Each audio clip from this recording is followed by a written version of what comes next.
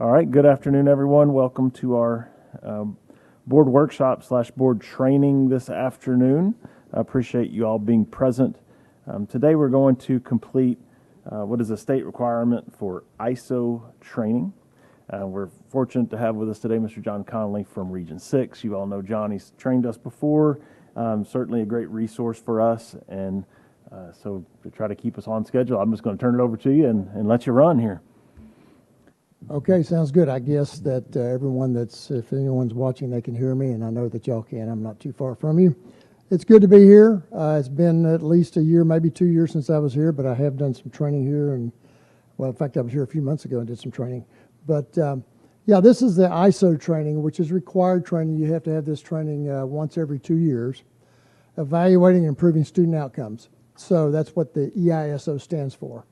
And just so everybody knows, I know that I talked with Teresa previously. There is a new ISO training coming out. I'll call it an updated training. It's going to be very similar, I'm sure, to this one. But there's always a couple of little things that they tweak and they add to. And we do have, I think, probably 2 or 3 slides or pages in your case in there that we know of that are current and will have some impact on the A through F ratings this time. But once they get that, I think they're finished with it, and then they have to determine how they're going to train all the trainers around the state. And once that gets done, then we'll be able to start with that particular version of the ISO. But this is going to be pretty current right here. Some of this you will have seen before, but you may have forgotten it since you saw it the last time. I don't know. We'll see. So let's get started. This is just to, and I may ask you to participate from time to time, so be kind of ready for that if you're okay with that. Just so you don't have to listen to me all the time, you know. That gets a little bit boring, but this one's in the Education Code. This happened in the 85th, as you'll see at the bottom there, 85th legislative session. I put this in here to remind everybody, this is where the term I like to use, which is the camel kind of gets his nose in the tent, and then before you know it, the entire camel's in the tent. Well, this was the first time that I knew of, and I'm in my 48th year of public education this year, that I've seen specific language, and this was, again, 2 sessions ago, about the board. And if someone could just read that underlined part right there, that is referencing school districts and, of course, open enrollment charter schools. The underlined part? Yeah, just the underlined part. Shall provide oversight regarding student academic achievement and strategic leadership for maximum student performance. Right. So that's probably the first time I saw that specific type of language in there about board members and a role that you were going to begin to delve into, which, of course, makes good sense. But it's, a lot of times what you do as a board member has to do with management of the school. This has to do with academic achievement of the students in the school district. So that's just a reminder. We'll talk a lot here early on, certainly about the adult behavior in a school system, and does it influence student learning? What do you think? Yeah. And probably the answer might be that, well, the entire district is run by adults. You take it from the board, from the leadership team up here, to the central office, down to the campuses, whether it's your teachers, whether it's your coaches, your band directors, your drill team, whatever it is, typically they're going to be led by adults. So yeah, adult behavior has a lot to do with how you can influence student learning. And there's some research that's gone on over the years. You can see this first one here, teacher behavior. That's been going on for about 25 to 30 years. We've known that obviously has had an impact on student achievement. For the last 15 to 20 years, there's been a lot of research done on student behavior. The superintendent and the principal behavior and how that impacts. And yeah, that has a lot to do with it. You know, we look at our principals now as academic leaders on our campus, as well as the superintendent, of course. But more recently, in the last 5 to 10 years, has been you, school board members. There's been a lot of research done. Of course, you can find all kinds of research out there. There certainly has been their fair share of research that has shown that, yes, what you do in the school board realm in this room spills out, as I like to say, to every campus. And you've got about 70 campuses in your district, somewhere thereabouts. It impacts everybody. So those decisions are important, and what you do as a school board collectively and as an individual school board member has a lot to do with student achievement, can have that impact. So yeah, the adult behavior does matter. This is a really nice graphic that has been in place for a while now. You know, when you're looking at, and I like to look at this typically as someone that's a teacher in the classroom where the rubber meets the road. Maybe it's a principal, it could be the superintendent, but you look at that teacher, we know that they have to have knowledge first. If they're teaching math or ELA or whatever they're teaching, you couple that with a good skill set, and then you get a pretty good teacher at that point. You know, you want to have the skills, but one of the things is you'll notice that's a little more enlarged in this graphic is mindset. I may be the type of person that has that knowledge base, obviously. I'm pretty good with the skills I have in terms of how I communicate. But if I believe that there are students that I have because of previous either generations of that family or previous comments made by other people, including educators, my mindset has a lot to do with how I approach that particular child or maybe several children that I may have in my schedule, in my classes. So mindset is huge. And you know, I noticed that you'll hear the term mindset a lot in a lot of other areas of society. You hear it a lot. If you start paying attention to it, you'll notice you hear the word mindset said quite a bit. That's just a graphic that shows mindset as leaders, how they influence the whole school. They do. Your mindset, along with Dr. Knowles and others, that mindset is what creeps out and goes out into all facets of this school district. So it's very important that you know, we have a kind of a basic understanding of mindset. And that team mindset then hopefully brings you together. That's what you strive for, is some unity of some sort. It may not look perfect all the time. That's okay. But on the key issues, we need to try to find a way to come together. That's about unity. It doesn't mean that we all agree all the time. It means that we're willing to put aside maybe whatever that particular notion is that we have about something in this particular situation, whatever that may be, and determine what we need to do as a team. This is a real good graphic. I like this one. If you look on the left, well, it would be to your left. I know you're looking at your own screen, but synergy and teamwork, and then it says underneath it, board and superintendent collaboration. That probably is the most key part of this whole graphic. And can you tell me why that may be the case? As you look to your right, it's pretty simple, really. It's because if you don't get your teamwork and the way you work together with the team of 8, which includes your superintendent, it makes it more challenging, and I won't say it's impossible, it's not, but it makes it a lot more challenging to get some of the other things done that we're going to take a look at. Systems and processes, you have a vision and you have goals here in the district. Those are all directed toward, you know, what type of students do we want to see graduate from Conroe ISD? What are those outcome goals? You look at the values that you hold broadly and maybe some specifically. And those are called identifying non-negotiables. And those are things that we say, go ahead. I think this is extremely important. I'm glad that we're doing this kind of training. My question is, Yeah. we're talking about school board behaviors that improve student outcomes. Right. We've never had any kind of training like this before. Right? Specifically about school board behaviors. Have we had training on this school board behaviors You know, in the past? I'll say this, I don't know what other training you've had, so I don't know the answer to that. I can tell you that I have done a lot of training with other boards on their roles, on their responsibilities, on how we relate to one another. For how long have you been doing this specific school board behavior training? You know, this ISO training, to answer your question, Mr. Hubert, is probably been around I'd say at least 5 years. Okay, so I'm not, it sounds like I'm kicking back, and I promise you I'm No, not. that's but okay. We don't have our full board here I know.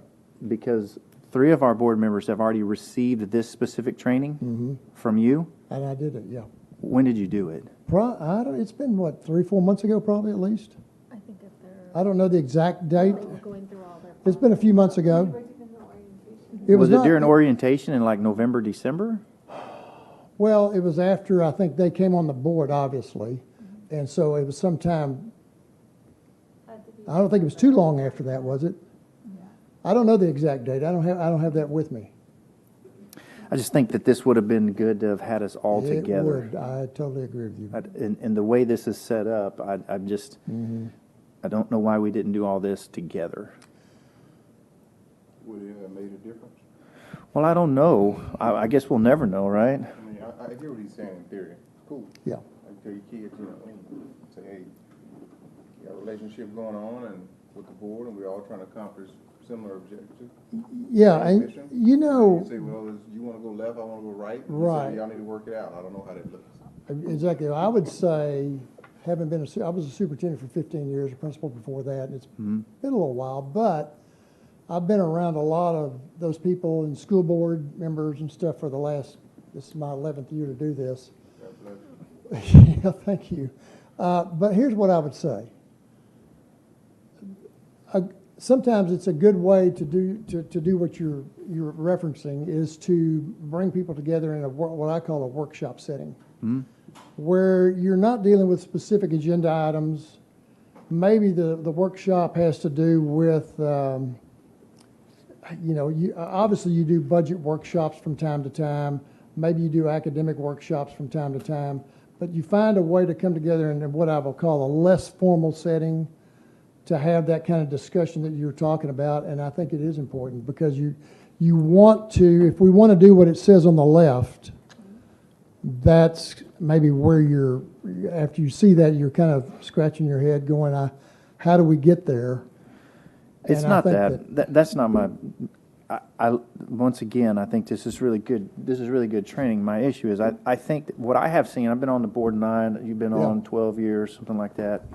And over my time period, I have seen the responsibilities of a board member shift drastically. Exactly. Drastically, where a lot of it was we sit up here on the top and just manage the budget and policy, procedure, tax rate, that 30,000 foot above, Sure. because nobody up here is a teacher, right? Nobody up here is in Exactly. purchasing. We don't, that's not our role, and Right. yet more and more the school board is being pulled into that day-to-day stuff. And so that's why your school board behavior becomes even that much more important, because we're involved in the vision and the goals and the values and the progress and the accountability. We're more involved in that stuff. Yeah. So this training is important. I just wish that we would have had everybody here to go through that. And I know they already did, Chris. I know they've already Well, done it. I can answer as to why. Because when you're a newly seated board member, you have a window of time that you have to have this training. You guys had already been trained in this. During that window, so your training prior didn't to- expire. Your training didn't expire until Your now. 2-year window was different from theirs. Yeah, Yeah. and the assumption was, and we're still waiting, that the state was going to update this training Okay. prior to you all needing it again, meaning all 7 of you would go through the new training. The state has not sent out the new training yet, but you all expire in October, so you had to Right. be retrained now. in October, but if we had been trained in November, would that have reset the clock for 2 years, so we're Well, all on the same cycle? No, because the assumption was in November that there was going to be a new training, so that you were still going to have to get trained again with the And new here- training. They just didn't get the new training Yeah, done that's a in good time. question. And what I would say, moving forward, you can't, I get your frustration, but moving forward with the entire team of 8, as we get this new ISO update, which is, I think it's done, if I'm not mistaken on that. I think it's a matter of training the trainers. There's a process that we have to go through, that you could come back and catch that ISO whenever. If you want to do it in the spring, Yeah, so or if you want to next- do it next yeah. fall, collectively together. Yeah, next You know, time we you can do it, go we'll- ahead, you we'll can do it go for ahead and everyone. reset that calendar again as a group right then. But I think what I heard, Dr. Null saying, which made sense, was at that time, the timeframes were what they I were got with it. the new board I members and with y'all, so. I understand. And this section that we're talking about right now, this is not the bulk of the content, right? It's No. exactly. No. So I think it It's is not. okay right now that Yeah, we're but separate. this I guess my particular point was more visual, on, it is okay. It's an important thing. It's just, the timing of it is, Right. it's a little frustrating, because I would love to have all of us here. I think it would be really good if we were all going through this together. And I understand it's just the way it worked. That's just my Well, frustration. for And what and it- once again, with the role of the school board trustees' role changing so drastically right. over the last couple of years. yeah, Let me comment on that. sure. Our roles haven't changed. Turn your mic on, if you don't mind.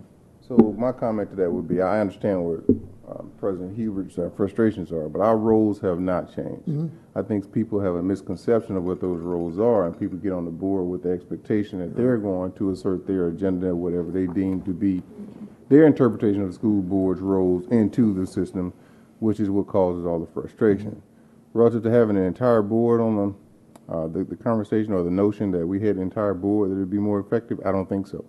Because from where we sit, you have board members who don't think it's applicable to them, what you're saying, and that the other board member or, the other board members are the ones that need to kind of have a course correction, as opposed to it being a conviction situation for them to understand that this is what your role is coming from you, right? When they already have in their mind predetermined what their role is, and they're going to stick to that, Right. regardless of what you tell them the role is supposed to be, or we are understanding what the role is supposed to be. Well, if I could, though, I'm not disagreeing, our role has not changed, but our responsibility, we have more responsibilities now.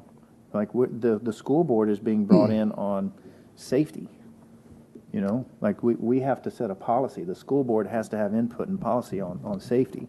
And that's a broad subject, and then you've got, to your point, people's agendas on what they think safety's supposed to look like. Understood. And how that spills over into So I would say that whatever. we have a responsibility, we're given additional responsibilities as times change, but the responsibility is still high level. It's not an expectation of the school board to implement those. We're at more of a 50,000 foot view, whereas Correct. we're trying to get granular and enact or infuse our people into the granular day-to-day activities, Which is- or infuse our own will into the day-to-day activities, us physically into the day-to-day activities. One way or another, we're trying to creep into the day-to-day activities, which we should stay away from. And so if we continue to do that, I think we'll be safe. But when we keep trying to get involved, Right. then it's problematic. Right, and I don't want to, y'all are both actually, you said 30,000 feet, you said 50, but the idea was. I take 50. I'll the take board's 100. role is for oversight. That's right. Remember that. That's Right. the key. That's what, Dr. Null, for day-to-day operations, which you just mentioned, you're right. When you get down to granular, that's not where you want to be. Right. That's where he and his staff are. Correct. Agreed. So you guys are, just remember, I you're think we always are. oversight. Yeah, you're oversight. When you see these things, yeah, remember, it's all connected to oversight. And I understand how you feel. And I do think putting everybody together at some point in time will be valuable. I do. I agree. But I can assure you this, the other part of your board got the same training that you're going to get tonight. Okay. I mean, it might not be word for word because it changes, but they got the same Sure. basic training. So back to that particular graphic right there, progress and accountability. Again, you're monitoring the progress. That's what we talked about, oversight. That's really everything that you see there has to do with your oversight of these issues. Once you kind of understand those pieces of Conroe ISD, then you can go out and advocate for the district, and you probably have done that already. You can engage, obviously, if you engage with certain members of the public. You have some background to share at that point if you need to. But it's all toward everything we do in terms of your oversight or the day-to-day operations has to do with improved student achievement or outcomes, as I like to call it. So that's what that whole deal is. But you're right. I said it, I'll say it again. If you don't get close to getting that corrected or correct on the left of your screen, that's going to impact how we do certainly to the far right on improved student outcomes, or has that opportunity to impact it one way or the other. All right, good conversation. These are some terminology things. You may have seen these. I'll go over them briefly. Inputs, outputs, and outcomes. You see inputs there, and you see the italicized wording. This is talking about resources and activities that are invested or put into a particular program or strategy. So as a board, back in probably, I don't know, July or August, whenever you approve your budget, there was things that you agreed needed to be part of that budget. That was the inputs. So it says usually knowable at the beginning of a cycle. So for a school, that would be at the beginning of the school year. The outputs, you might expect, are usually knowable in the midst of a cycle.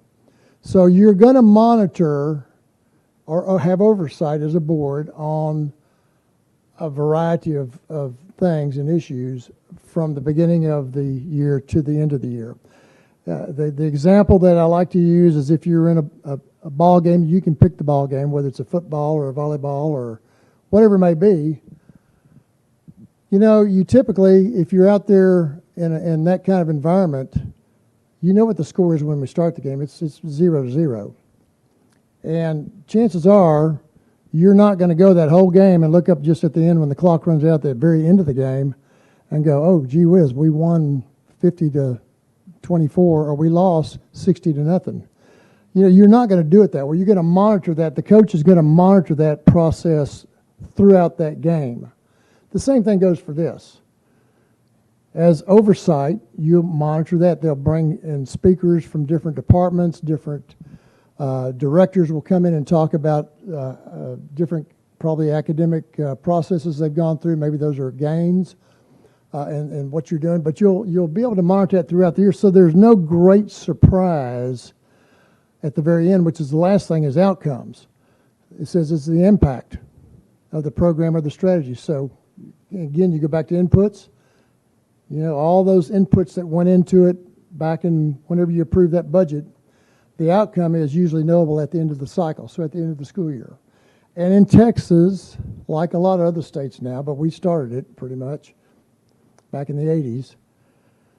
That's how long this has been going on. That's measured nowadays by what? STAR and EOC, which is part of STAR. So that usually knowable at the end of the cycle. At the end of the year, we get our results back, as you know, and we'll see that later here in terms of what's coming in terms of those A through F results in that cycle. All right, so that's some terminology that we use is inputs, outputs, and outcomes. There's what they call other outcomes. I like to go to the bottom one first. Student outcomes, it says it's a measure of school system results. There's student results, which is what we kind of just talked about, rather than adult results. Outcomes that are, as you see in bold print there, a measure of what students know and what they're able to do. That's the student outcome. There are different types of outcomes is what we're saying here. The other outcomes are, as you see italicized, outcomes that are not student outcomes. So those are the things that I would like to say are, we have to have school. You have to run transportation. Obviously, you need food service. You need custodial. You need maintenance and operations. All of those pieces that go into helping a school district educate and to make available a quality education for their students. Those are the other outcomes. What I'll tell you is that TEA would like to suggest for boards around the state, there's somewhere between 11 and 1,200. There's never an exact number. I can't seem to get one. But there's a lot of school districts. They're trying to move districts to where on average, not every board meeting obviously, but on average, that you're spending 50% of your time looking at and dealing with student achievement or student outcomes. So you can, in your own mind, can go through probably and think, yeah, there's some board meetings where we may spend 80% of our time. There may be some board meetings where we spend 10% of our time. So I don't know. Because you're shaking your head. So it's an average, but that's hard to do because you do what you need to do at the time you need to do it. The monitoring is something that's ongoing, and that hopefully helps you spend a little bit more time than maybe you might normally do that in terms of how students are progressing throughout the year. Okay. All right, accountability, we know. I know you all know what these acronyms are, so someone tell me, does everybody know what TEKS are? Texas Essential Knowledge and Skills, okay. Yeah, and then that feeds into what we test, right? So you'll see a graphic on that here in just a second. And then that ultimately gives us you get your A through F. That's all about the accountability for us here in the state of Texas.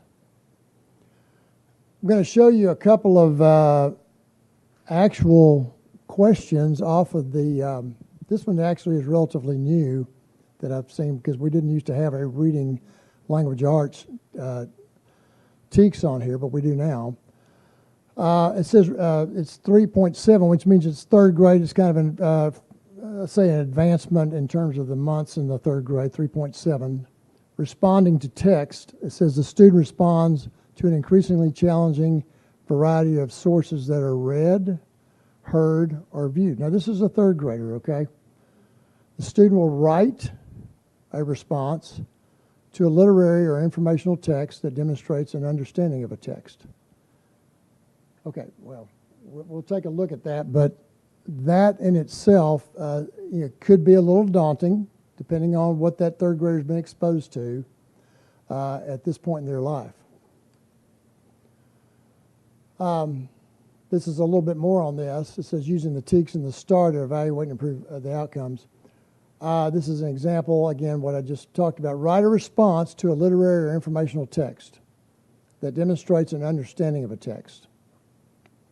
And then what it specifically asks them to do is to read the article, quote, from the seed to pumpkin seed. Based on the information in the article, write a response to the following. Explain how bees and pumpkins are beneficial to one another. I think, that doesn't seem very complex, but you have to write it, they have to do it. And it says write a well-organized informational essay that uses specific evidence from the article to support your answer. So teachers will spend time, obviously, prepping students, and not just for this question, because they don't know the question, but for how to write this type of communication, if you will. And I think that it's a little more than probably the average person understands.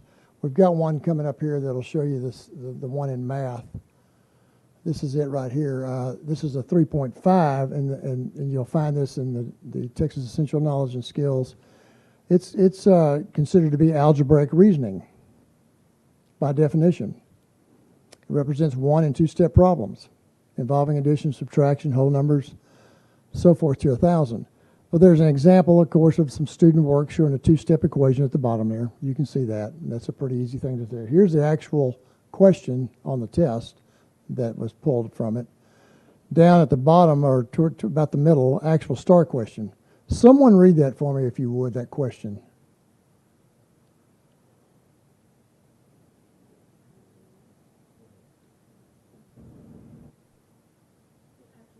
Yeah, an art teacher, yeah, you can just start right An there. art teacher had 736 crayons. She threw away 197 broken crayons.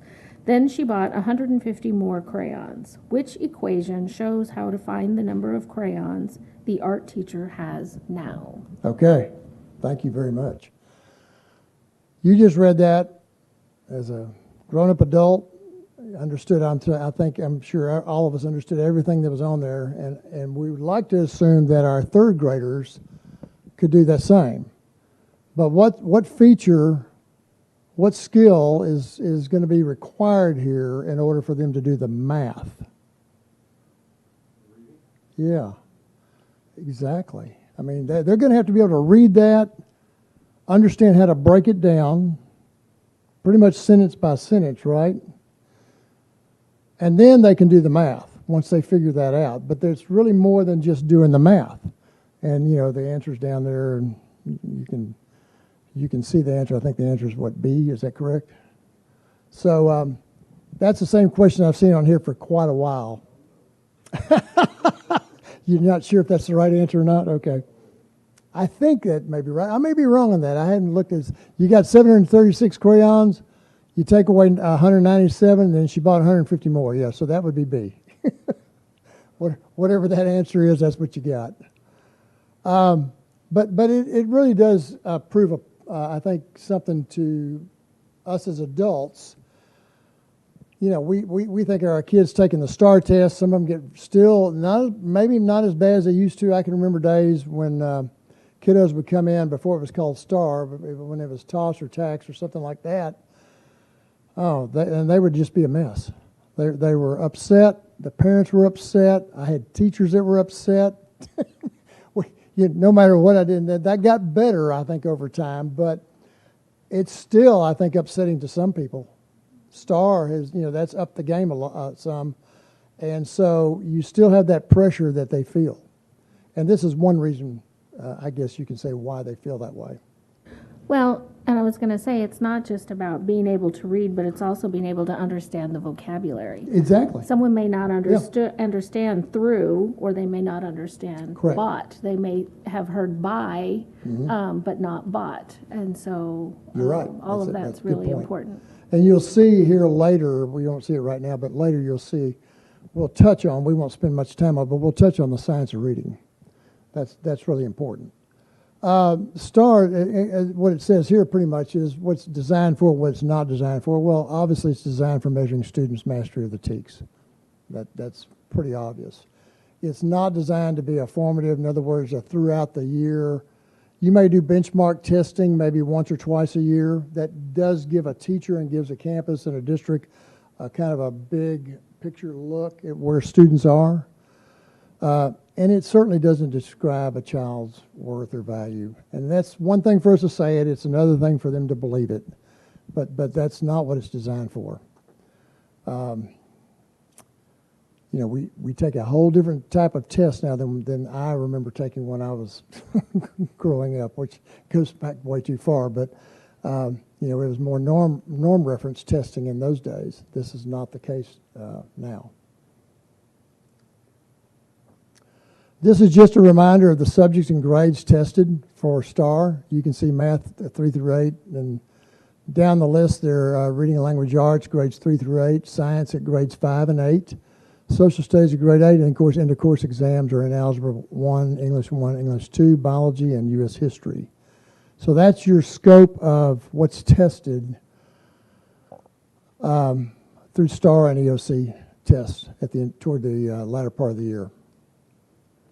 This is a good graphic. I don't know if you've seen this one before or not, but this goes to the idea of alignment. The TEKS, or the essential knowledge and skills, that's kind of your scope and sequence, if you will. The order in which we like to see things maybe addressed. They don't have to be exactly as shown in the TEKS, but they need to be pretty close. And how is that aligned with what's tested? If we're going to test, we need to make sure we're testing over things that hopefully have been taught. And it wasn't always that way. I mean, in the previous iterations of testing, that it was not always that way. It's gotten to a point to where that is the case. As you can see in the box below there, every STAR question is directly aligned to the TEKS for the grade or subject or course being assessed. You see the TEKS and what it describes over here on the left, and the latter part of that says in Texas it's of course what's expected, the students are expected to know and be able to do. And then over STAR over here measures the extent students have learned and are able to apply the TEKS. So that's the way that should look. Obviously teachers, administrators don't know the questions are going to be on there. We get, I think, release tests from time to time, but you just never know. You don't know exactly what's going to be on that test. The alignment piece is interesting at the bottom there. STAR aligns down to third grade, which has not always been the case in years past, and I'm going to say probably several years past now. This has been going on for a while in terms of how they align STAR down. But prior to that time, you would bring in teachers, maybe from in your district, at each grade level, maybe starting at kindergarten or first grade. They would determine, here's what we need to teach these kiddos at this level. Second grade comes in and picks up from there, and so on all the way up to grade 12. And then, of course, they go off, and if they go to post-secondary types of situations, whether that's college or work or wherever it may be, certainly there's some impact on SAT and ACT scores and things that are college required for college entry. Well, they reverse that. So they start with where they think we need to be at the SAT, ACT levels for kiddos to get into colleges, universities, things like this, and they work down. So in high school, by the time they're in the 12th grade, the idea is that they're going to be finishing up the things that they're going to need to help prep them for that SAT, ACT, and that's been going on for several years now. And they go down. That's how you get algebraic reasoning down in third grade, because it's been compressed downward. The curriculum has been. So at some point, we'll have to see how long that continues, but at some point you have to decide, is that still appropriate, age appropriate? I don't know the answer to that, but I can tell you that there are some issues at times, depending on the students involved. All right. This is what we previously used. You may recall this. This was the 4 student performance levels: masters, meets, approaches, and did not meet. And I say previous, this is one of the new slides right here. You now have 6 performance levels. Masters and meets are still the same. There's a very good chance they're going to move on to the next grade or course or whatever with little or no academic intervention. When you get to approaches, which is a large percentage, of course, of every school district students, they've divided that up into high and low approaches. So students are it's the same concept. You're just identifying those kiddos that are higher in terms of approaches grade level versus those that are on the lower end of that spectrum. The same thing goes for those kids that did not meet grade level. And we'll see that in another chart here in just a moment. High approach grade level, low approaches grade level. It says the same thing. It does. High did not meet grade level, low did not meet grade level. It says the same thing. It does. Why are we doing that? What's the purpose? I think this is possible. Yeah, good question. You know, and I'm going to say this: the state, I think, for a long time, and I can remember some years ago when they did this, but I think this is the one way they try to give districts some credit for improvement by being able to show that, okay, well, this kid may still be approaches grade level, but there was some improvement made with this particular student, so there now are what we call high approaches, which means now we've got a group of kids that we need to get to that meets grade level. I mean, I don't know if that makes sense. It doesn't really help you with the lower approaches or the lower did not meet. Well, I assume there's probably some kind of a line somewhere. This is just a summary, so It is. I can respect that, but It I is. assume there's probably some kind of line There where, is. you know, it's dividing. It just doesn't look good on a slide. Yeah. Well, I'll show you another, I don't know if it's coming up next or not, but I'll show you another one that you'll see. It's not here, but it'll be coming soon. We're going to take a look at A through F real quick. There are 3 domains, essentially. You can see those: student achievement, school progress, and closing the gaps. And you'll also notice here that at the top, you can see of the student achievement, school progress, the better of achievement or progress counts 70%. So you're going to get the better of those 2 scores in those 2 domains. You'll get the better score of one of those 2 domains. So in the end, you really are probably going to get 2 domains that are going to go for your overall grade after you make that selection. And we'll look at those things. This has to do with student achievements. You can see the boxes outlined in gold there, and you can see the different levels that you typically look at for student achievement. That would be elementary and middle school, which are solely based on the state assessment. Nothing else. No attendance, no nothing. You get to high school, that changes. It's 40% STAR, which is a pretty good chunk of it. But then you've got college, career, and military readiness. That collectively, that's 40%. And then another 20% for graduation, which, in terms of four-year graduates and things like that. We'll take a look at these, but that's your 40-40-20 breakdown there. And, of course, that impacts a lot what the district scores will be. Not totally, but it has some significant impact and can either hurt you or help you in terms of your scores. This is a new slide. Wanted to make sure you saw this. This one has to do, and Curtis, you may be aware of this, I'm sure. I know you are, and everybody, I'm sure, associated with this. But this has to do, as you can see that star to the left bottom there, larger campuses contribute more to the district weighting. That is different. That's new this year. Larger campuses contribute more to the district weighting. They gave an example. You can see across, if you start to number 1 on the far left, they had 334 students, then you go to 990, and so 62, 761, 270. Well, 990 is the largest campus of this particular example.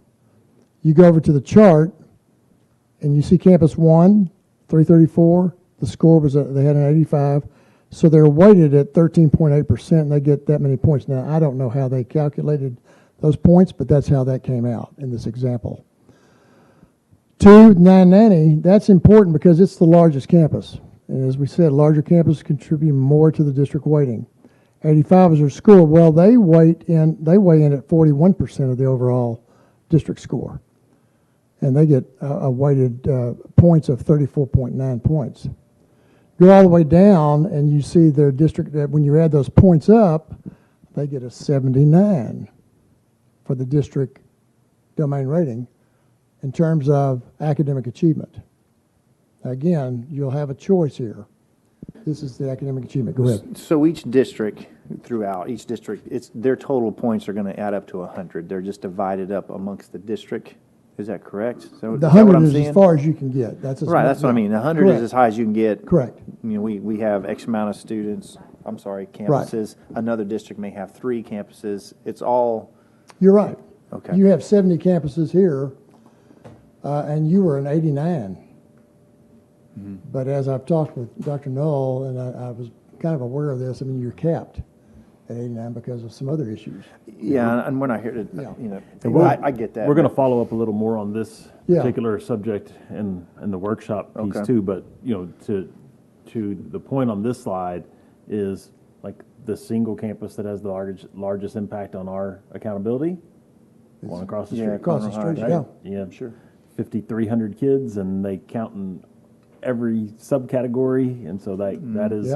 I think. They'll show the number, but I believe it's 10% of our entire district accountability comes from Conroe High School. 10%. Mm-hmm. Yeah, that sounds about right. Okay. Yeah, which then gives you some, in terms of strategy, in terms of things you look at, that, you have a large impact sitting right across the street at Conroe High School. Exactly. That's exactly right. They're all going to have that. These next 3 slides, military readiness, career readiness, and college readiness, out of this group, that's where the next 40% of the A through F score comes from. You only have to, your graduating seniors only have to, out of these next 3 slides, and I'm going to use the term check one of these boxes to get credit. And what's important about that is you get a point for every time a student meets one of the criteria, either in this or career or military. The points add up, and it sounds kind of silly in a way, but this has become, in large part, other than the academic achievement piece, a system of 1 points and half points, and that turn out to be rather important in the overall picture. So this is college readiness right here. So students might obviously could have scored, maybe you could have checked maybe 2 or 3 boxes here, or maybe they could have checked some here, 1 in career, maybe they could have checked 1 in all 3 of these, but they only get 1 that counts in terms of your score. So the first way they can do college readiness is to meet what they call the Texas Success Initiative, TSI. It's in the criteria in reading and in math. They can get credit for this through those tests you see right there, the SAT, ACT, the Texas Success Initiative assessment right there. The next bullet down shows how they can also, if they took a AP class and they scored a 3 or better, or if they were an IB, International Baccalaureate, and had a 4, they could get credit for that. Let's say they did that and they didn't do anything else. Well, then they get credit for that there. They could also, a student could also get credit for this next one, this next bullet, complete dual credit courses. 9 hours or more in any subject, or 3 hours or more in ELA or math. So that one is one that I know a lot of districts have a lot of dual credit going on. In some districts, you can earn an associate's degree. It depends on the district. There's not terribly a lot of those, but there are a few. And the last thing you see there is complete and qualify for college credit in any subject that they call on-ramps, an on-ramps course, which is provided by the University of Texas. So that's how, in this particular section right here, a student can qualify or help themselves, help the campus they're on, and then ultimately help the district. The CCMR outcomes bonus, we'll see that at the bottom of each of these. In this particular one, you can see there's 2 things you have to do, or the student has to do. They have to meet that TSI credit criteria, which we saw at the very beginning up there. And it says earn an associate's degree or enroll in college by the fall. That's changed a little bit. It used to be just enroll in college. They've tightened that up, and they have to enroll in college by the fall. What does that mean? That means you can get some additional dollars. If that student does those things, I can't remember the exact amount, but it was might be $3,000, $5,000, something like that, that they can bring in if they meet both of those criteria right there. All right, that's college readiness. This goes to career readiness. So you're moving into a different section, same concept. I've got students that in Conroe ISD and other districts I've been around, obviously, that might lean more toward this direction, which is fine. That on the right-hand side, you see industry certifications. They used to put a number of 245 up there. That number's gone up. And I've looked at the actual list. It's got stuff that I don't know that most students would consider in terms of getting nationally certified, but there are some pretty good ones on there. But you can see that left hand on the bullet at the top there, earn an industry-based certification. That's one way they can get a credit for that, for this particular section. Or they can earn what they call a level 1 or 2 certificate. Or they can do what's called the coherent sequence and complete that in terms of the coursework that they have that goes toward that certification. Special ed students, a couple of different things there. They can obviously graduate with a completed IEP, individual education plan, and be workforce ready, which is a pretty big deal for them and for that program. Or we have students, obviously, that are special ed students that are also on an advanced degree plan, if they can complete that and graduate under that. So there's 2 ways that can also be earned, points can be earned there. For our special ed students. The bottom, you see the CCMR outcome bonus. On this one, pretty similar. The number 1 is the same as you saw before, meet the TSI criteria in reading and math. But on this one, they, of course, obviously on career ready, and they have to earn an industry-based certification or a level 1 or 2 certificate. If they do that, then there's money that they will attract because of their accomplishment, and that would go to the district or to the campus, however that's set up. The third area is military readiness. This one's pretty cut and dry. You enlist in the armed forces. It used to be, when they first started this, it used to say have an interest in enlisting. It didn't say you enlist. They've changed that. Why did they do that? Well, they did it because districts can play by the rules. That's the way the rules were set up. And so if I said all my seniors were interested I got credit for that. Every senior could check that box. That's a point for every senior at that in that district, in that high school. Well, it didn't take long to figure that out. That's not what we were looking for. They have added, I think, the Coast Guard in there. Originally it was Air Force, Army, Marines, and Navy, and that Coast Guard's in there. So that's it. And then for CCMR outcome bonus, the ASVAB, Armed Services Vocational Aptitude Battery, we used to give that years ago to every student, pretty much in every district. I don't know if we, yes, sir. All right, so enlist in the Army. So I don't know much about this as far as the age, but what age can a young man or a young woman enlist in the I'm going to say in the Army? 18, if I'm not mistaken. So we have 17-year-old kids graduating, and they don't enlist until 18, until the summer when they turn 18.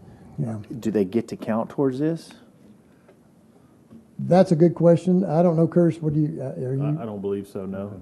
That's really a good question on it, because when I was dealing with a student sometimes that was 17, the law is funny. Sometimes the law will count that 17-year-old as an adult for disciplinary reasons.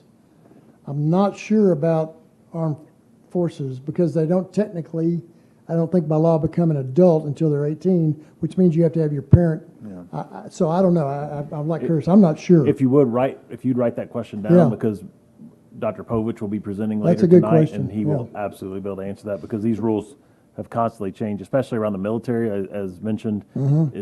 They've really changed recently, so he'll have the correct answer. I don't want to give you the wrong answer, but he'll be presenting later. Yeah. So they have to pass that ASVAB, which is kind of a interest inventory, if you will, in terms of things it picks up that students might have some inclination toward. And they also have to actually enlist in the U.S. Armed Forces after graduation. They can't put it off a year and get credit for this, not for the outcome bonus. Okay. All right, so here we are. We just kind of worked through the student achievement piece, which you saw that. This is part B to the best of you get your choice of either student achievement or school progress, depending on how your scores come out. School progress, it just so happens, there's two ways that you can achieve, you can select for achievement here in the under school progress, and we're going to look at both of those.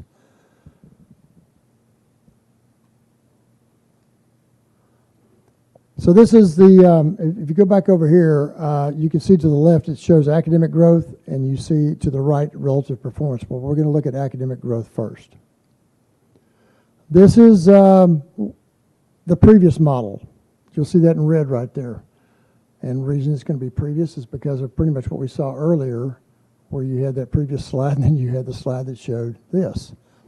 And so that's all this slide does is show the high approaches, low approaches, and high does not meet, low does not meet. And you're right, they'll set the cut scores on that based on a lot of things, which that's one of the things that I'll make the comment now. As you know, they've delayed until sometime later in October you getting your ratings, because they needed to take a look at cut scores, not just in this area, but in all the way through the test.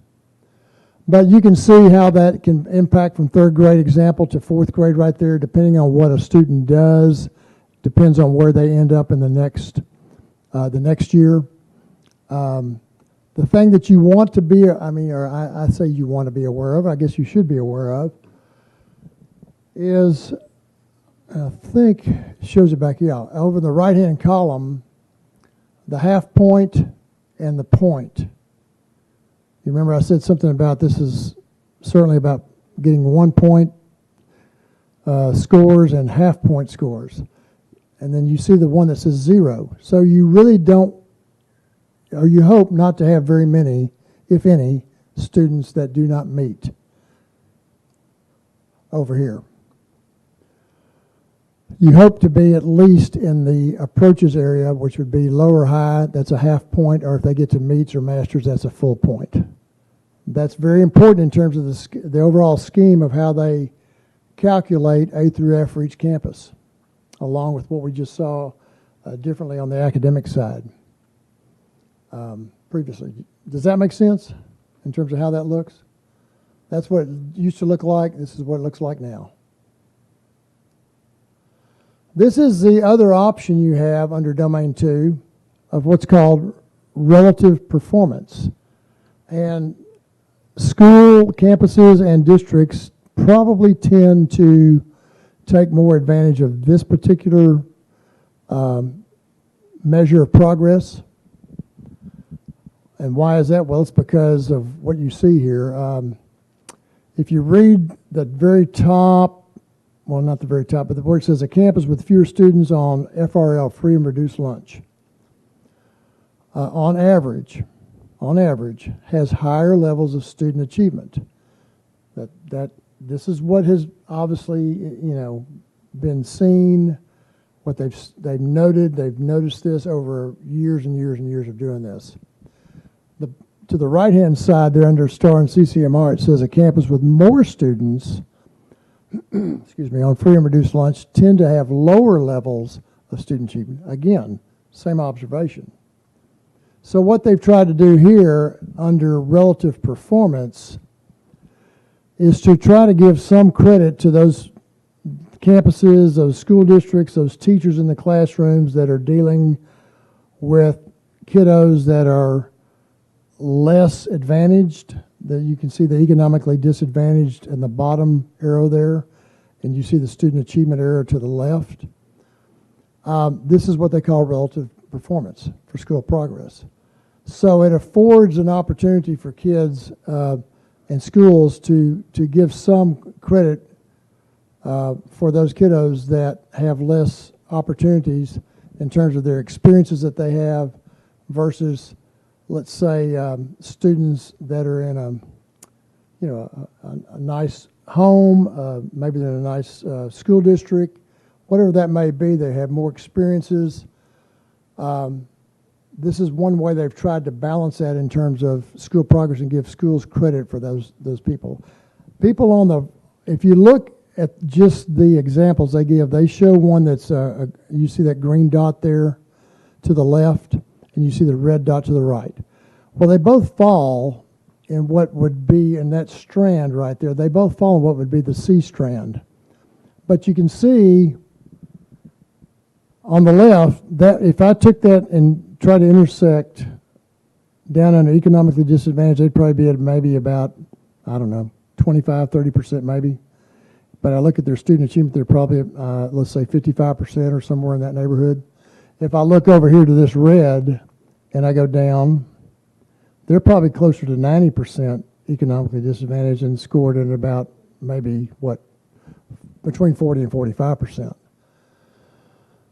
So, fair or not, that's how they've chosen to try to give some relative performance here for these kiddos in these different settings. If you extend that up to, let's take it up into the green, into the A area.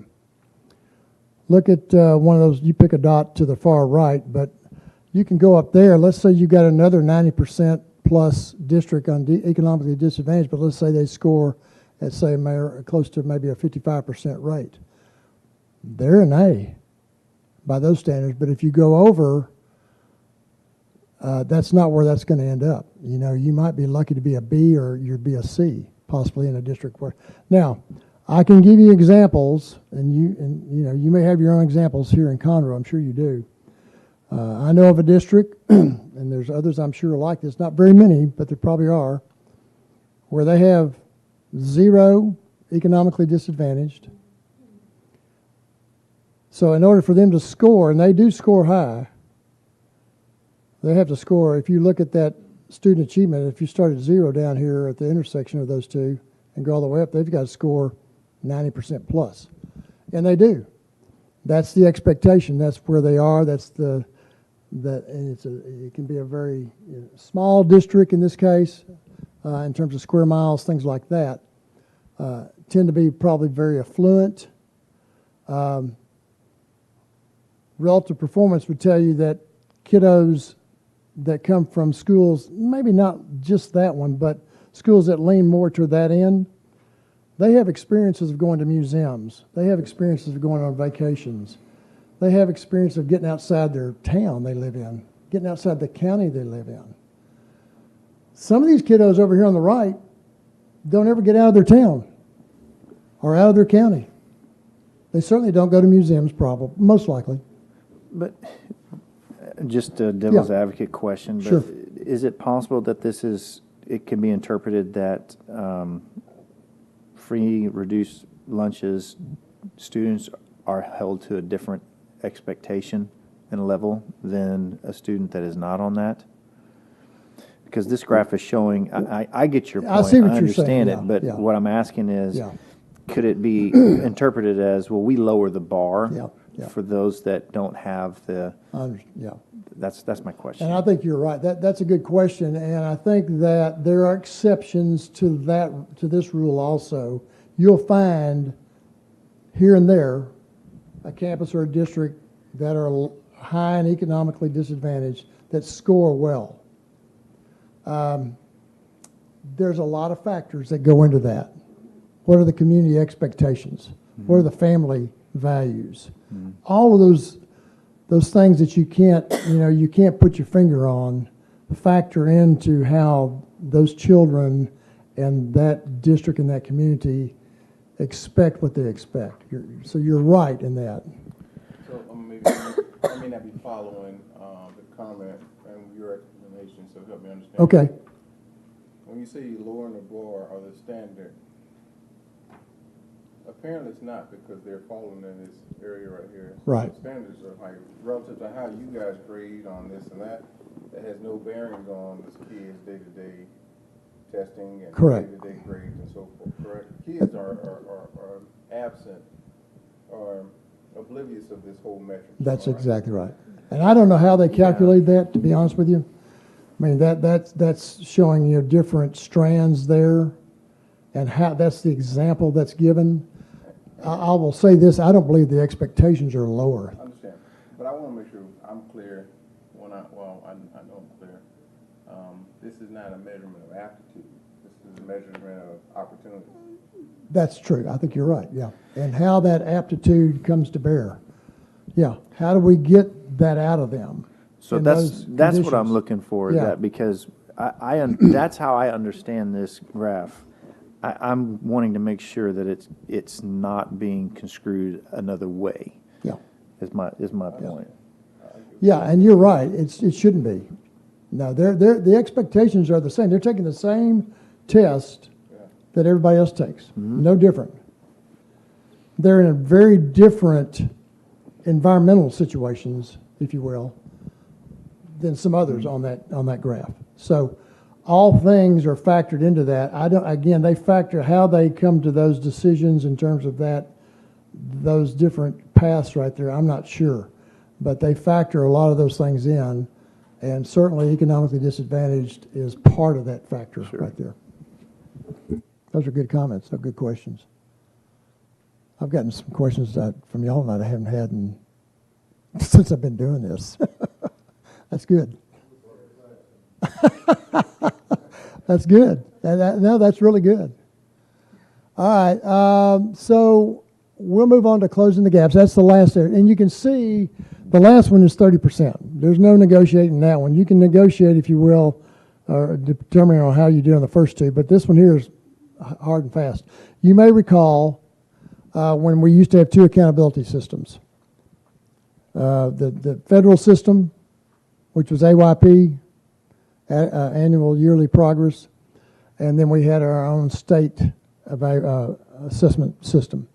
Well, they finally came to some agreement. The state and the feds came together finally and came to agreement, but part of that was to do what we do right here on closing the gaps. There's 5 categories of students you see at the bottom: race, ethnicity, special ed, economically disadvantaged.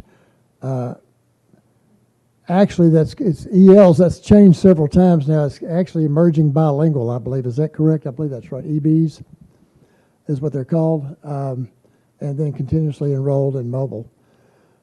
So those are the things. I've had it said to me, and I think there's probably some truth to this. And, you know, obviously, if you catch that economically disadvantaged group, you're going to catch maybe all of those, or certainly a lot of those same kids in that group right there on closing the gaps. And that counts 30%. All right. And this is just a slide on domain 3 and closing gaps. So it's the different student groups, which here, of course, here you've got all these student groups. What are the weighted components? And then you take the total targets met divided by the total possible targets, and there's your A through F score. And you can see at the top the different symbols there for STAR, TELPAS, CCMR, and graduation.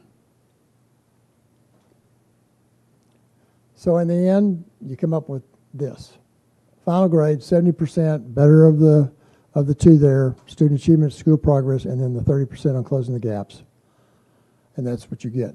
I included this because, as you well know, there are some things that are going to be different this year. The top part, I probably won't spend hardly any time on it. Mostly, I want to make sure I know you've been made aware of this, the improvement in college career CCMR points needed to raise the bar to meet Texas's definition of excellence. You may be aware, probably you are. If not, I'll make you aware here. It used to be, as you can see, if you read that first paragraph toward the latter part of it, average performance was 47%. So the cut point has been historically 60%, which has allowed, you know, districts have done quite well with this.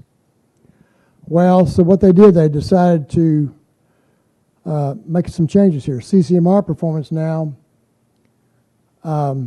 averages about 65%, whereas before you saw it average about 47%. And what they did, they raised the cut point from 60% to 88%, which has gotten a lot of pushback from districts around the state. But as it stands right now, and we'll see if that changes, that's on CCMR, that's what you're looking at, which could have some impact, in not a good way, on especially your high school campuses and your districts, because those have been kind of ways to assist a campus or a district of improving their score, if you will. So that's going to be different. As you know, the ratings, as we said, they won't be coming out. They were supposed to come out in September. They'll be coming out, we think, later this month. I don't know the exact date, and I don't know if they've announced that or not, but we hope at the end of this month. If you wanted to, and you've not been on this particular website, it's really an easy one to go to, texasschools.gov. You can put in Conroe ISD, or you can put in Willis, or you can put in New Canaan, whatever district you want to put in. You can pull it up by district, you can pull it up by campus, and it'll give you, kind of how they did on the most recent scoring from last year. And there are some other, you can actually dive even deeper into that if you choose to take a look at some of the statistical data that they have there. But it's a pretty good website. Just a quick question on that. Since they're adjusting the scores, the A through F rating even to last year, correct? Would looking at that information be helpful, or are they going to adjust that? Have you looked at that? Yeah, they have not released last year's A through F. That's what we're waiting on. So it's an interesting dynamic. Like I said, we'll talk about it again even in this workshop. But the fact that here we are already 9 weeks, a quarter of the way through this school year, and they haven't even set the rules for the accountability system from last year yet. Right. Which is interesting, to say the least. Yeah. You'd like to. Yeah. Well, and it's concerning because the state has been stepping in to more and more districts in oversight, and if we're not able to set our goals and parameters, it's almost, it's not almost, it is unfair, because we're not prepared to tackle whatever it is we need to tackle with a new rating system. Correct. And that's why our focus, honestly, is not on the state's accountability system. It's our focus is on individual children and just getting Right. better, because you can't chase something that's not even Exactly. defined, Right. and then they change the rules midway through, and we're Yeah, it's a only place fair. that, and fortunate for us, we're not a place that is on teetering on the edge of that being taken over. Mm-hmm. Those type of things, I think, would be a whole different level of pressure if we were. But yeah, it's a interesting dynamic, right? So Well, and also, what was interesting is, this year, we usually have a transition year when you have a new exam, new way of testing, and they didn't do that. And that really seems to throw a lot of this into some turmoil, if you will, I think. I mean, they can push through it if that's what they desire to do, but how much of a real picture it's going to give you, I'm not sure about that. Sure. Yeah. That's right. Mm-hmm. Yeah, I think a lot of districts have taken what you heard Dr. Null say in terms of, look, we'll pay attention to what we're being tested on. I don't think nobody has a problem with accountability and testing per se, but I think that there are other things we all know that go into a well-rounded student coming out of your school system beyond the test. It's hard to put a finger on those things. Those are somewhat obviously very subjective, but we know they're there. Yeah, it's hard to explain, and it's hard for a data person, which we have, there's a lot of those out there in certain areas, to quantify these other factors. So I don't need to say any more. Let's look at statewide goals. There's two big statewide initiatives. I find these interesting, and to give you a better perspective of kind of what drives our state and, of course, public education. One of them is the 60by30tx.com, and you can actually look that up if you'd like to. There are 4 goals that they have. I consider this to be kind of our overarching, kind of like a dome, if you will, of the state of Texas. And we'll talk about maybe why that could be that way. But educated population is the first goal. That sounds pretty simple. Completion, we'll talk about what that looks like. Marketable skills and student debt. So those are the 4 areas where they have focused their time in terms of this 60 by 30. And what that means is the following. The key year is 2030. Now, this actually came out prior to COVID. I have not seen if there's been any adjustment, but so far it has not shown any adjustment. 2030, at least 60% of Texans ages 25 to 34 will have a certificate or degree. So educated population is a big deal. Why might that be? Why do you see that maybe possibly being a big deal here? Let's take Tesla, for example, who's come in and put in a 1 million square foot operation somewhere. Yeah, right. Yeah, exactly. Manor as well. Yeah, somewhere around Manor and that area. But and Austin has, Dell and, Apple and all these things. There's all kinds of places. Your Fortune 500 and Fortune 100 companies, if they're going to make a move to a state, one of the things you're going to look at is, do I have an educated workforce to pick from? So economically, across the state, you can see where this becomes a big deal. And of course, we become one important strand of that underneath this sort of dome arching big thing we see here, the 60 by 30. So that's number one. Number two is completion by 2030, the same date. It says here that by at least 550,000 students in that year will complete a certificate, associate, bachelor's, or master's from an institution of higher education. So that could be any post-secondary type of educational setting. Marketable skills, by 2030 again, all graduates from Texas public institutions of higher education will have completed a program with identified marketable skills. I think that's going to be an interesting one.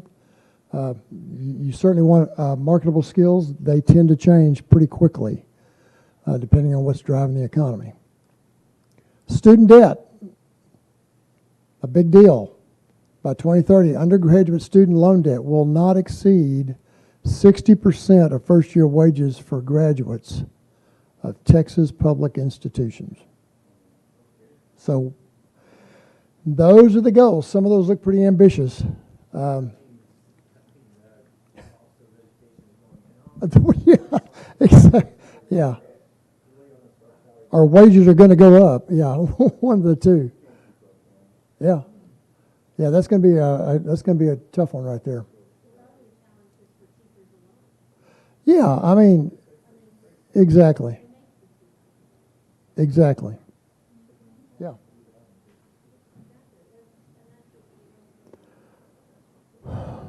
Yeah. It's not, I mean, I can see what they're trying to do with these things, and they're admirable.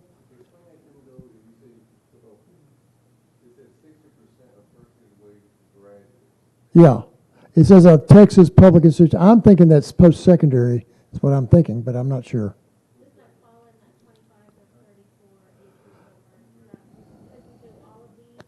You know, it doesn't, that's a good question. It doesn't say that because it says, what it does say back in the very beginning, that's the age range, 25 to 34.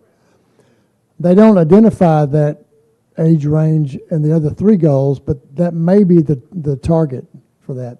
I don't know. I'll have to find out.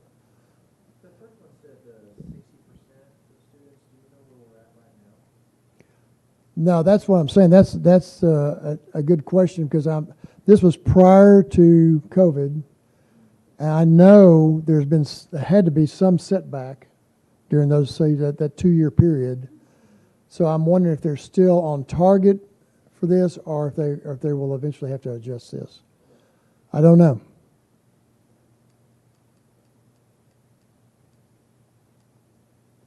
This is the science of teaching reading, of reading we talked about earlier. Again, you can look this up. You see that orange arrow tag at the bottom there, tea.texas.gov/reading. You can go there. You can find a lot of information on the science of reading. It really is, it really makes a lot of sense. I know it's been hard. We've had to send teachers back to get trained and certified in this. You can see the two big pieces, language comprehension and word recognition, and they break it down to several different things. But they needed to come to an agreement on how we're going to teach reading, and this is how they've done it. Because we've gone back and forth over the years, as we all know. And you can't be teaching one way, with one group of kids, and 3 years later changing it, and then 3 years later changing it again. So I'm hopeful they're going to stick with this. It seems to be a real phonetically based approach, and that probably is good. Can I just? Sure, go ahead, Kurt. I found the progress report on the 60 by 30. I'm not going to read the whole thing just for the sake of time here, but 2021, the 60 by 30 for educated population goal, we're at 48.6 as a state. That's up 3.3 percentage points. Okay. But just to note on the one you asked about student debt, we are at 49%, and that is going the wrong way. So that is down 3.5 points. We were at 55%, then 53, 51. Now we're at 49. So but there is a progress report online if you want to see it. Thank you. Sorry. No, that's good. I'm glad you looked that up, and I'm always curious of how they collect that data, but somehow they do. people that have job security do that, I'm sure, all day long, every day. So that's the science of reading instruction. District goals, you know, this is not anything new to you. You're very well aware of House Bill 3 that came, I guess, a session or two ago, maybe 2 sessions ago. Early childhood literacy, which is 3rd grade. Early childhood math proficiency, which is 3rd grade. And then college and career and military readiness, which is your graduating seniors. Y'all had to adopt those. You have those somewhere if you haven't seen those lately, but you do have them. This is just a summarization of the early childhood literacy and mathematics. You can see it says 3rd grade reading there in bold print and math. Nothing, you're supposed to review annually. It says by the board at a public meeting. Post the annual report on the district and campus websites. You can see reading academies down there in bold print. Yeah, we've had a lot of reading academies, but you know what? That's fixing to be pretty much, I think, over this year. Reading academies are just about to wrap up. CCMR, and again, these are 5-year goals they're asking you to work toward, which is somewhat challenging. I think 5-year goals are hard to manage because things tend to change a little bit more frequently than every 5 years. But this is 5-year goals for aggregate student growth on CCMR indicators evaluated under the student achievement domain, which is domain 1.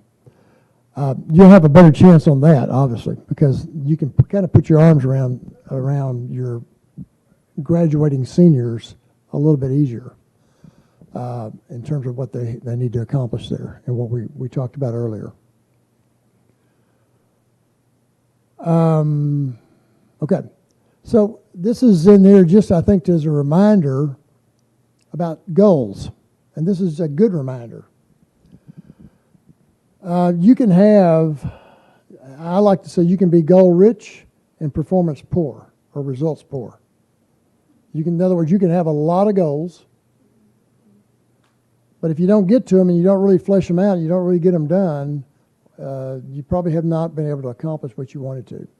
So they talk about how many is about the right number of goals. And you can look this up and find the research on this. I've done that. Typically, they'll tell you you probably should have 3, no more than 4, maybe 5. That's a stretch. But you don't want to have any more than that. Now, that's interesting because if you look at board goals, you already have 3. I just went over those. Those 3 HB3 goals, there's 3 that are board goals right there automatically. So if you add anything, you may add 1, maybe 2 of other things that you want to do as far as board goals. You have your district improvement plan, which has goals. You have your campus improvement plan. Those should all be somewhat linked together, but you don't want to have 6, 7, 8, 9, 10 goals. You just, statistically, it shows that when you have that many goals, you get nothing done. When you have 3, maybe 4 or 5, you get your chances of accomplishing at least that many, or maybe, at least all those that you have are pretty high. So be real cautious about the goal issue. And I think that there's a lot of that out there that sometimes I don't see people that should maybe know better. I don't know that sometimes I see them doing this. But be aware of that. All right. So that's how many goals. Student outcome goals, this is goals that describe what students know or are able to do. So this is just sort of a definition of that. It includes a baseline. If you have a student outcome goal or a student achievement goal, it includes a target. It includes a population. It includes a deadline. It ought to challenge the organization. It requires adult behavior change, which we'll talk a little bit more about. Superintendent, when you're looking at resource allocation, this is probably one of the first places you look to say, I think we need to put more dollars probably here this year. And of course, I think everything is influenceable by the superintendent, and certainly this is. Baseline, deadline, population target, those are the things I just mentioned. Where do you want to start? What's your starting point for your baseline? Where do you want to get to? What's your future state? The deadline, not just the year, but the month and the year that you're targeting to achieve what you're putting out there, and the population. What group of students are you trying to impact here? Be specific about that. This is an example, and I'm not going to spend as much time on this, but student outcome goal example. You've done this already. Third grade students that score meets a grade level or above on STAR reading. Well, this example, you can see they start with a baseline where it says under all in the all category, 39%, and then over 5 years they go to 52%. You'll see all the student groups there. You'll see NA in some of those. NA would indicate that they don't have enough students, 25 at least, to make a student group. And in some cases, that student group could be even smaller than that. Same thing for math. I won't go over this, but it's the same thing as in reading. It's an example of what that looks like. And the same thing in CCMR. That's an example for your military readiness. Again, that one's a little easier to get your arms around because you have a better defined group to work with on that. Goal progress measures. We typically have had goals and we had objectives and things of that nature, strategies. That terminology's changed over time. The objectives are now called goal progress measures. They use things that can be graph plottable to demonstrate, to show the student outcome goal and how likely it is to be met. But these goal progress measures, or GPMs, they also include the same thing as goals: baseline, target, population, deadline. They're very predictive of the goal. They kind of give you an inkling of, when you start seeing the results of some of these, you begin to understand if we're going to be able to accomplish this goal. And of course, they're influenceable by the superintendent. That's an example of one. That's an overlay. You can see the green in the background was the goal we saw at the beginning. They give two examples here. This is one of them, GPM 1.1, 2, and 3. And you can see those are, GPM 1 has to do with pre-K students, 1.2 is kindergarten students, 1.3 has to do with first through third grade. The other example they give on this one, on 1.1, is phonemic awareness. You can see that there. 1.2 is reading comprehension, and 1.3 is reading fluency. So different ways to approach how you're going to accomplish this goal. That's what that's about. We've got the same thing with math. I'm not going to spend, again, a whole lot of time on that, but you can see 2.1, 2, and 3, and what the example they give there. This is the how-to. This is how we get this done. Same thing with CCMR. This is how we get this done. It talks about special ed graduates, other graduates, and industry certifications and things of that nature. Then there's some specifics, which some of these will apply to Conroe, some don't. Your district goals or your campus goals. Well, that's not you. You're not a K through 12 campus. You do have multiple elementary campuses. What they're saying here basically is that the campuses set their own targets and support the overall district in what you do. The campus goals may be similar, but they don't have to be exactly the same because every campus is different. If you have a pre-K campus, campuses use, it says the applicable progress measures as their goals there. CCMR, you're not required to align the goal to the CCMR bonuses we talked about. But what they're saying here is that that's probably a pretty good standard to go for. Shoot for that, and let's see where we get. Monitoring report, you're going to have people come in throughout the year. We mentioned that earlier. That could be some of your department directors, things like that, people that will come in and give you this is how you will monitor your progress. They may use something that's a visual like this, or something that they would give to you that's a visual. And this also allows the superintendent the opportunity to kind of interpret what's going on at that time. Because it may look like what it looks, and if that's good, no problem, you move on.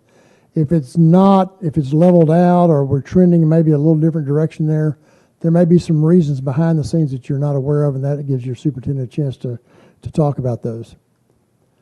Monitoring calendar, I believe you have an example of that. Also, this is something that helps if you have your goals.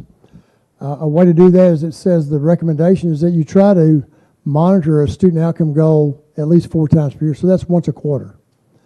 No more than 2 goals per month. And you're supposed to have a calendar that mirrors, the 5-year time period. Again, that calendar is going to change over time. There's a sample of that goal monitoring right there. You can see board goal 1, 2, 3, and if you've got 4 and 5, you can put those in there. And in August, you put in what it is you want to look at. September, maybe, or October, whatever month it's in. And the last slide, right here, was what we started with: adult behaviors. You want to change the student outcomes. You want to change the way it looks. We all know it starts with adults and how we do what we do. And it starts right here with you. What's that? Good question. That takes time. It doesn't, as you know, it doesn't happen. It's just like if you own your own company, you can fix it a lot quicker. If you're running a school district, you can make the push to fix it quicker, and you'll have some people that'll jump on board real quick with that. You'll have some that are going to dig their heels in. But you've got, as I like to call it, a critical mass of about 70% that are kind of waiting to see what goes on. How is this going to play out before I actually commit? I like the idea maybe, but before I commit, I want to see what's going to happen. So I'm a big believer in the critical mass. If you can get the critical mass to move in the direction you want to go, you got a chance to move a little bit quicker probably. So I don't know if that answers your question, but I learned that a long time ago. Well, John, thank you for You bet. That's all I being here got. tonight. And I think Yes, what thank you. you've shared tees up perfectly for what's going to be our next conversation tonight. Good. What will be shared tonight, Mr. Williams, is There's more, yeah. is what our plans are, what the adults in our schools are doing as far as behavior changes and programmatic changes. We're going to see that tonight, and we know that that's going to lead to positive student outcomes. So at this time, we will conclude this portion of our board training. We will resume with our board workshop this evening after 6 o'clock. So thank you. Did everybody sign that sign-in sheet? Yes, sir, I have it Okay, for you. good. All right, that's good. Thank you. Thank y'all. Appreciate it. Y'all asked some good questions too. Thank you. Bye-bye.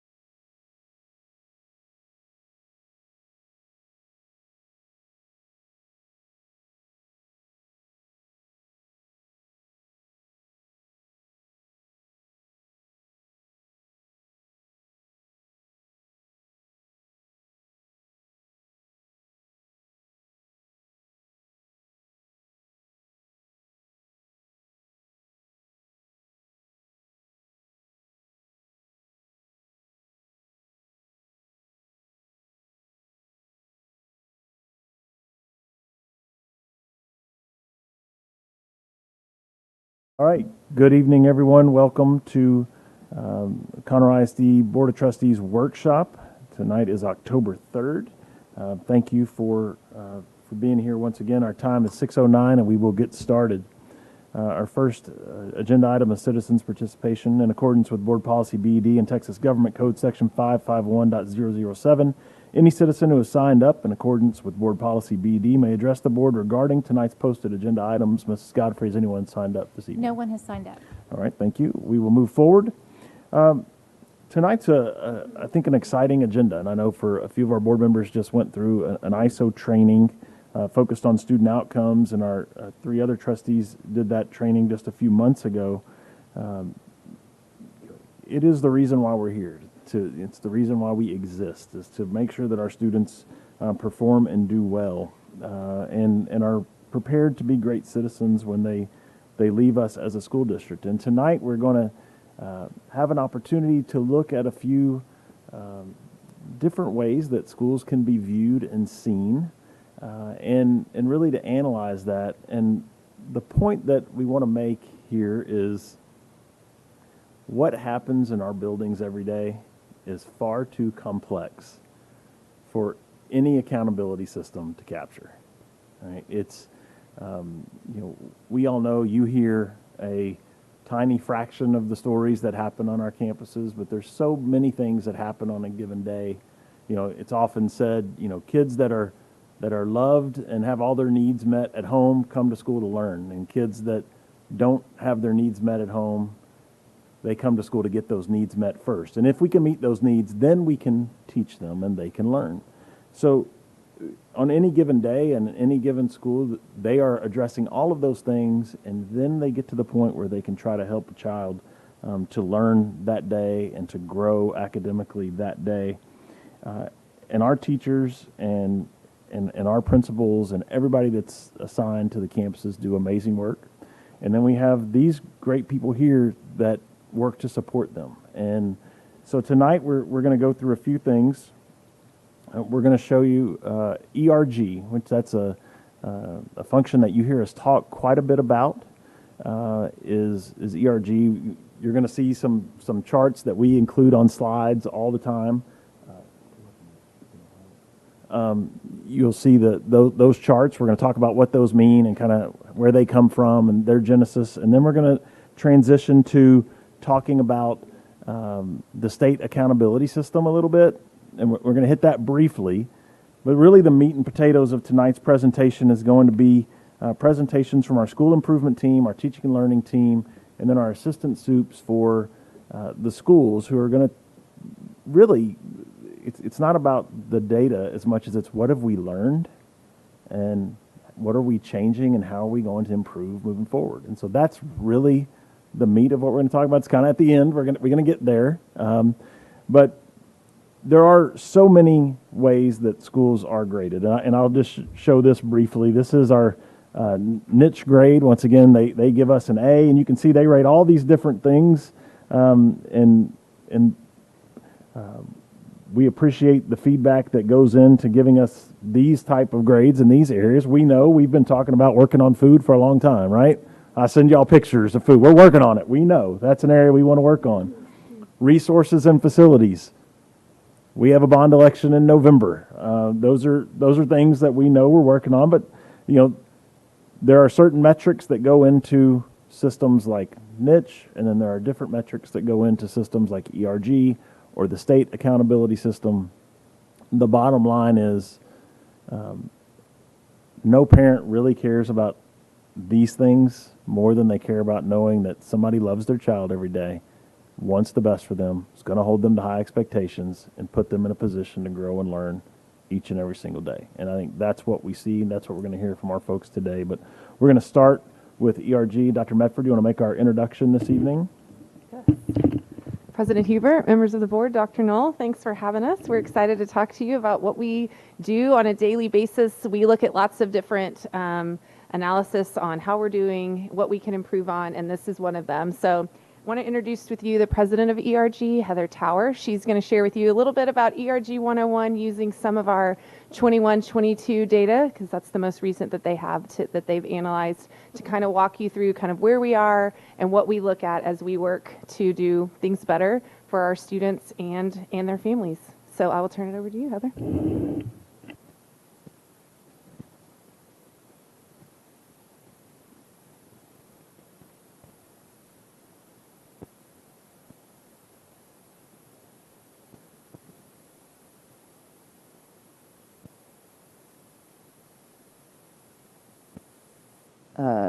The Montgomery area is actually where we're based, but I personally live in the Woodlands, so this is also very near and dear to my heart, too, to see how Conroe does every year. What sets ERG apart is that we are not an accountability system. We are not intending to replace the accountability system. We are a performance management tool, all right? That's what we offer our clients, like Conroe ISD, is a way to measure how the school district is doing using an independent data source. Because if you keep, it's just like you wouldn't audit yourself, right? You need a third-party system to come in with a viewpoint that is less biased and allows you to determine how your policies and practices are doing relative, especially to your peers. And that's one of the things that sets us apart. So with the accountability system constantly changing, I know that's part of what y'all have been dealing with lately as well. It's obviously in the news a lot too. You still have a very complex organization to run and to manage with lots of things, as Dr. Medford just said, that happens, and Dr. Null said, that happen every day that aren't taken into account with accountability. So it's difficult to hit that moving target with accountability changing. So basically what we try and do is provide analytical tools that will help determine whether or not your policies and practices are contributing to high academic performance while maintaining cost-effective operations. Now, that's a part that accountability doesn't talk about a lot, but that is required by Texas statute, that we provide an education system that is both effective and efficient. And so ERG measures both of those. And as I mentioned, we're a performance management company. So what we try and do with the data that we provide to our clients is to determine first, how well is your organization doing? We can't just declare success, and success is defined by our performance relative to our peers. Because that is one, in our viewpoint, one of the failings of the accountability system. You'll see in just a moment that roughly 87% of the districts in Texas are rated as an A or a B. If everybody's an A or a B, how do we know who is truly high performing? Because then we need to understand how we're doing and how we're doing relative to our peers to also determine where are we falling short, what improvements are necessary. And this is all from the 30,000-foot view. These things are usually fixed at the teacher and classroom campus level, but we have to look at our organization as a whole first to determine where our efforts are going to give us the most bang for our buck. Also, a good performance management system, because we use relative performance management or relative performance measures, you should be able to identify who those models of high performance are. Who is getting the job done? Who are those folks that maybe look like us and are doing better than we are? But also, are we doing even better than we might perceive ourselves as doing based off the accountability data that is hidden because of demographics? All right, so we'll talk about that. Lastly, this is cyclical. So part of the reason that we've been with Conroe for so long is that the management here administration understands that this is not a one-time thing. Performance improvement is constant. It should be measured year after year to know whether or not the strategies you've put into place are having the desired outcome. And if they're not, what are we going to do about it? And you just got to keep measuring those things. So ERG helps the district do that while accountability is changing every few years. All right. But the greatest challenge that we have to improvement is really the difficulty we have in seeing ourselves as we actually are. I liken it to a weight loss journey. Stepping on that scale that first time, it's really scary. So first, the data is inert. It is what it is. It's what you do about it that's important. And so we first got to determine where we're at. All right. So I talked about kind of how ERG does not attempt to be accountability. It's the difference between compliance and performance. We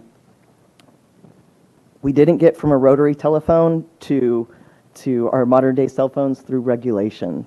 Other things, competitive nature, a desire to do more is what drives us there. All right. So accountability is not what's going to get you there. A tool like ERG, and part of the reason, again, the district uses it, is because, again, those relative performance measures, we understand how our students, how our schools, how our personnel are competing in the world around us.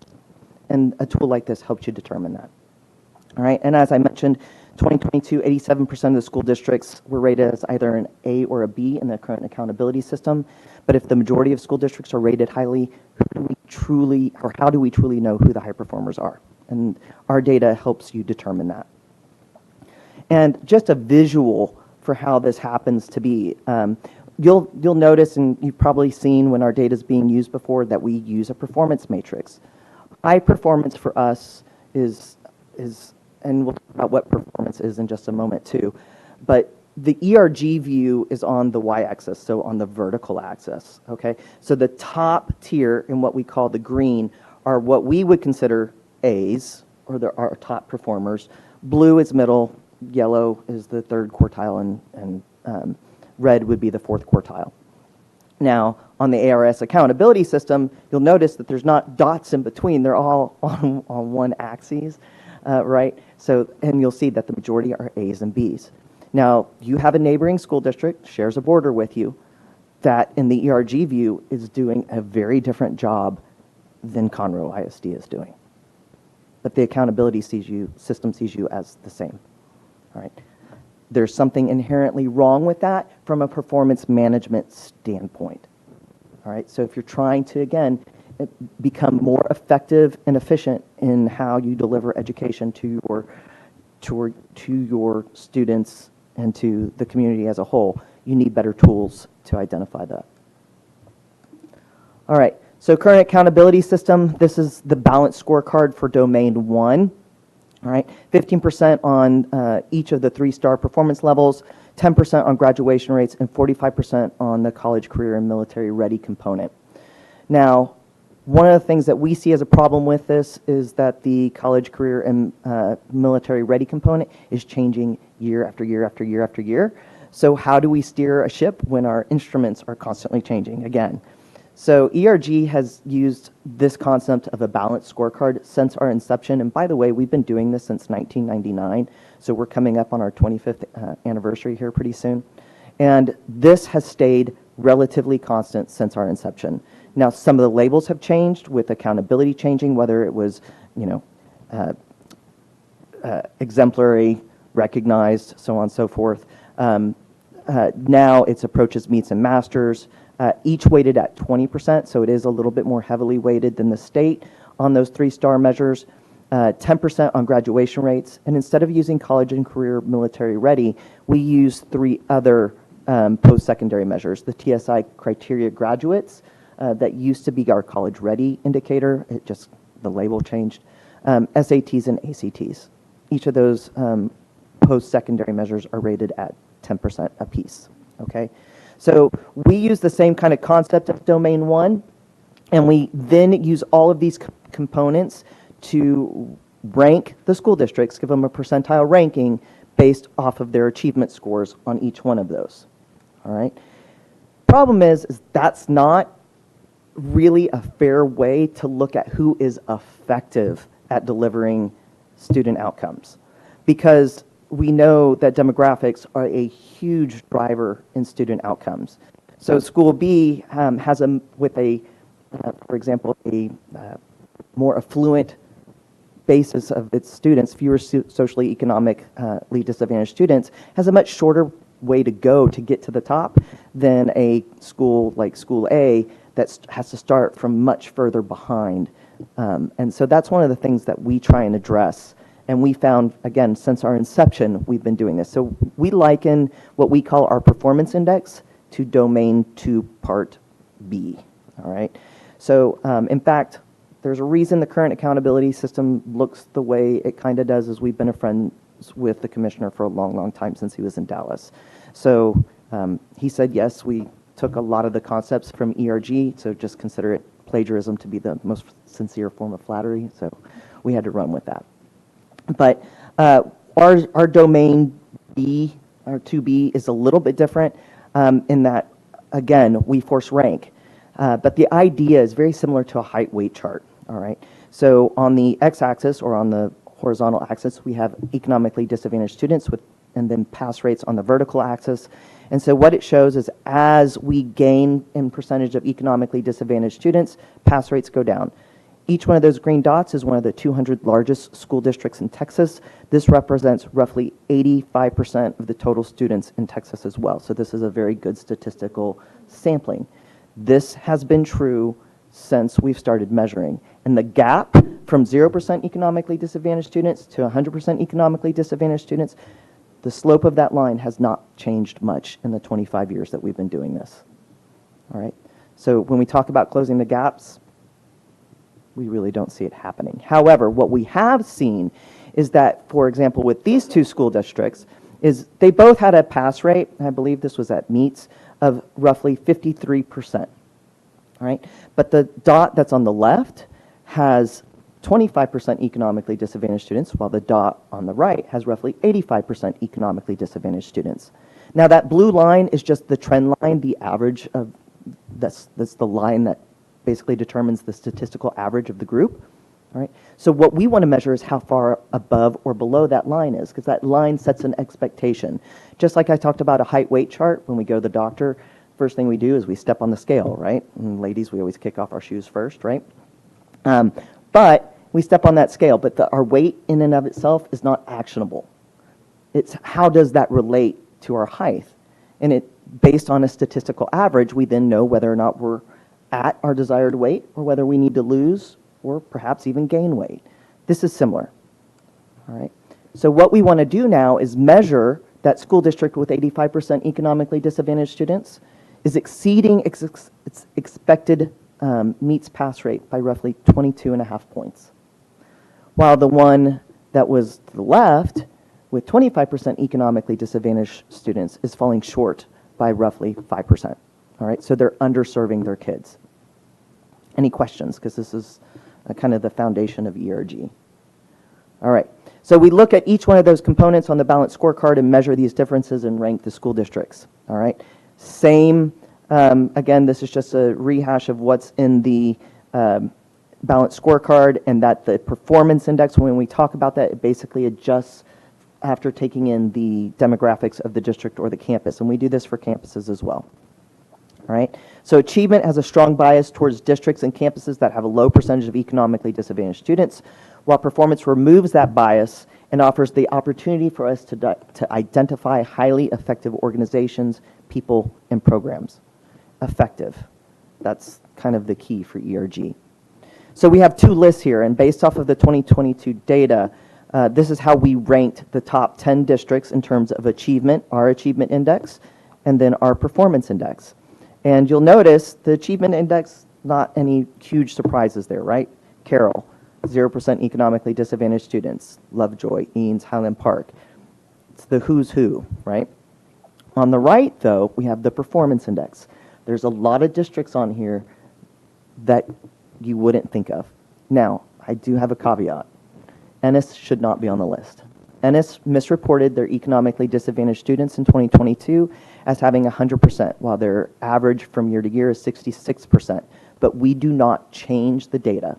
Again, a good auditing system should always have a trail. So if that is the data we get from the TEA and it has not been corrected with the TEA, we are not going to correct it. We know it's an error, but it is important to know that about a good system. All right, so we know that Ennis should not be on that list. All right, but again, majority of those school districts are not districts that you would think of right away, right?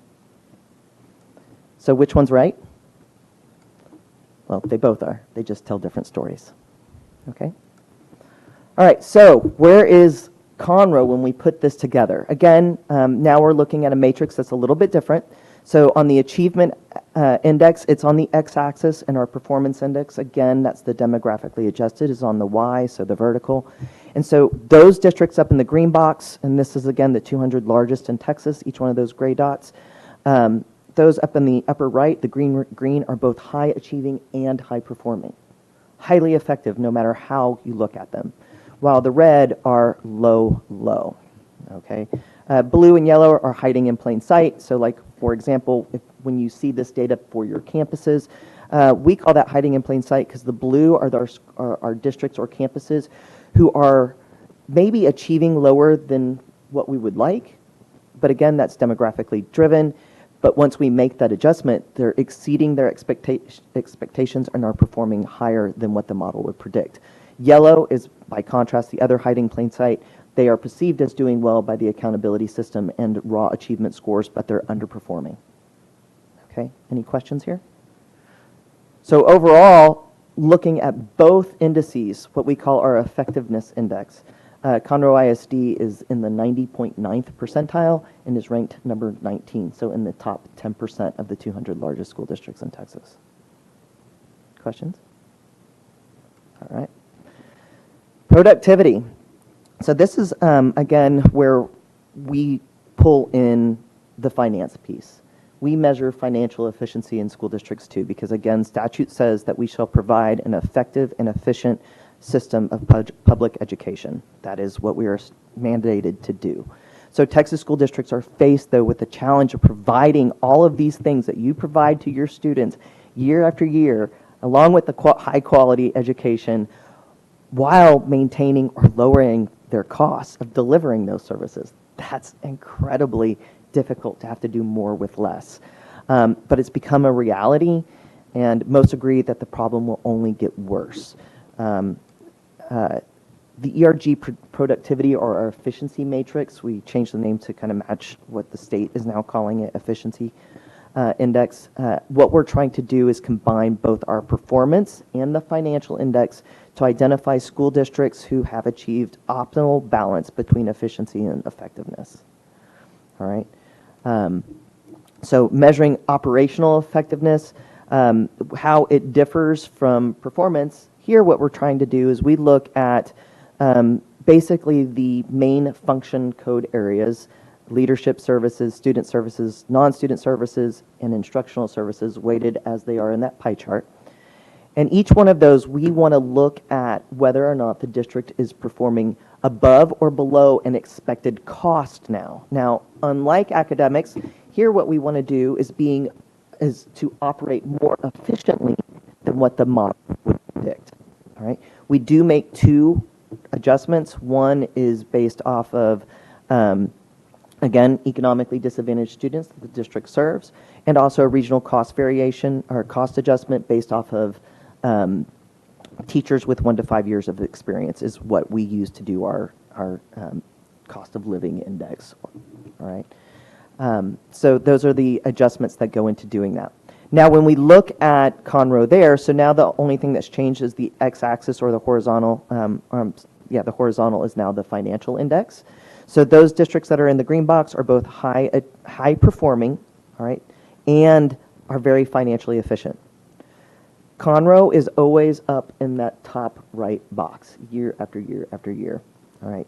You're ranked here in the 97.5 percentile and ranked number 6th, but notice Ennis is number 1, so take Ennis out, and Conroe is ranked actually number 5.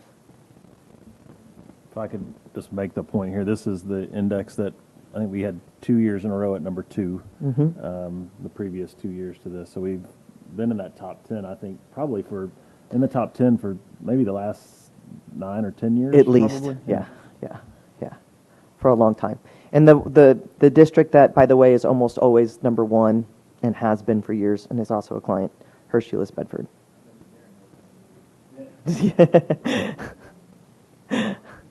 Any questions here? I know that just from experience of having worked with your administration for a long time, that frequently Conroe compares itself to, for example, Katy. And Katy is a fabulous school district. It's in our top 20. But notice that they're not number 5. They're not number 6. Conroe is. And I think this is a perception that needs to be promoted for both the school district, for school districts like Conroe, like Hurst Bedford, that otherwise get lost based off of raw achievement data and not pulling in the combination of the two. Because again, that's what statute requires that we do, an effective and efficient mode of public education. And this district does it year after year after year. I have a question. With Houston being recently taken over by TEA, how is it that they rank 10 in this performance and have been taken over by the state? So Houston was taken over by the state for a couple of reasons that really don't have a lot to do with performance. So they have a few campuses that are in trouble. But once we make that performance adjustment for their campuses, in most instances, they are exceeding expectations given the demographics that they're serving. So that, again, public perception and in terms of accountability doesn't measure always how effective they're doing. And then the other problem, a big problem with the district, was with their board. And that was another huge driver for why the district was taken over by the TEA. All right. But Houston, as far as one of our urban school districts, has almost always been somewhere in the green quadrant. Not always in the top 10%, but almost always in that green quadrant. All right. Any other questions? That was a great question. Thank you. All right, so what do we do? Which direction do we go? All right, because by the way, ERG tracks about 2,500 metrics that the district has access to looking at how they do relative to other school districts or campuses. But how do we measure if our district's initiatives are having the desired outcome? And the key to this is that performance, is, as I mentioned earlier, is not a one-time measure. All right, it's how are we doing year after year after year after year. So one of the ways that ERG differs in the way that we present data is that we track it longitudinally. We have been doing this, again, since 1999. In our system, we only display the star era forward, so 2012 forward. But you can see when we look over at the longitudinals for our achievement index, the performance, so the demographically adjusted student outcomes piece, and the financial index, you are in the top quartile year after year after year after year. All right? Consistency. And one of the things I know from having worked with your administration in the past too, is as we start talking about the data and delving into it, when we see a blip, we can't tell you what happened. I have to talk to the people behind me to figure out why that dip in the data might have happened or why the rise happened. I can't tell you the what. I can just tell you that something happened. But now we can ask better questions of why did that happen, and then also start saying how are we going to make certain changes moving forward, and then did those changes have the desired outcome? Well, we know when we look at that next dot. You'll also notice that there's a dot for 2020, and that's because ERG does predictive models. When we did our data validation in 2021, after including a dot based off of predicted values, the correlations were in the what we call the 0.8s and 0.9s, which are incredibly high. In other words, predictive data is very, very good. So even without having 2023 data in the system, because we have the predictive models in there for every piece of data that we track, that we have a history on, so something new again like CCMR, we don't have a long history with, but anything that has been in the system for a long time, you can track it, and you can see how the district's been doing, and also where it's predicted to be. Now, the question is how far do we deviate from that prediction? All right. So it can still be used, and one of the ways that we like to use the tool with client districts like Conroe is in setting goals. So if this is where we're predicted to be, are we exceeding that expectation or falling short or meeting it? And there's nothing wrong with meeting it when you're at the top.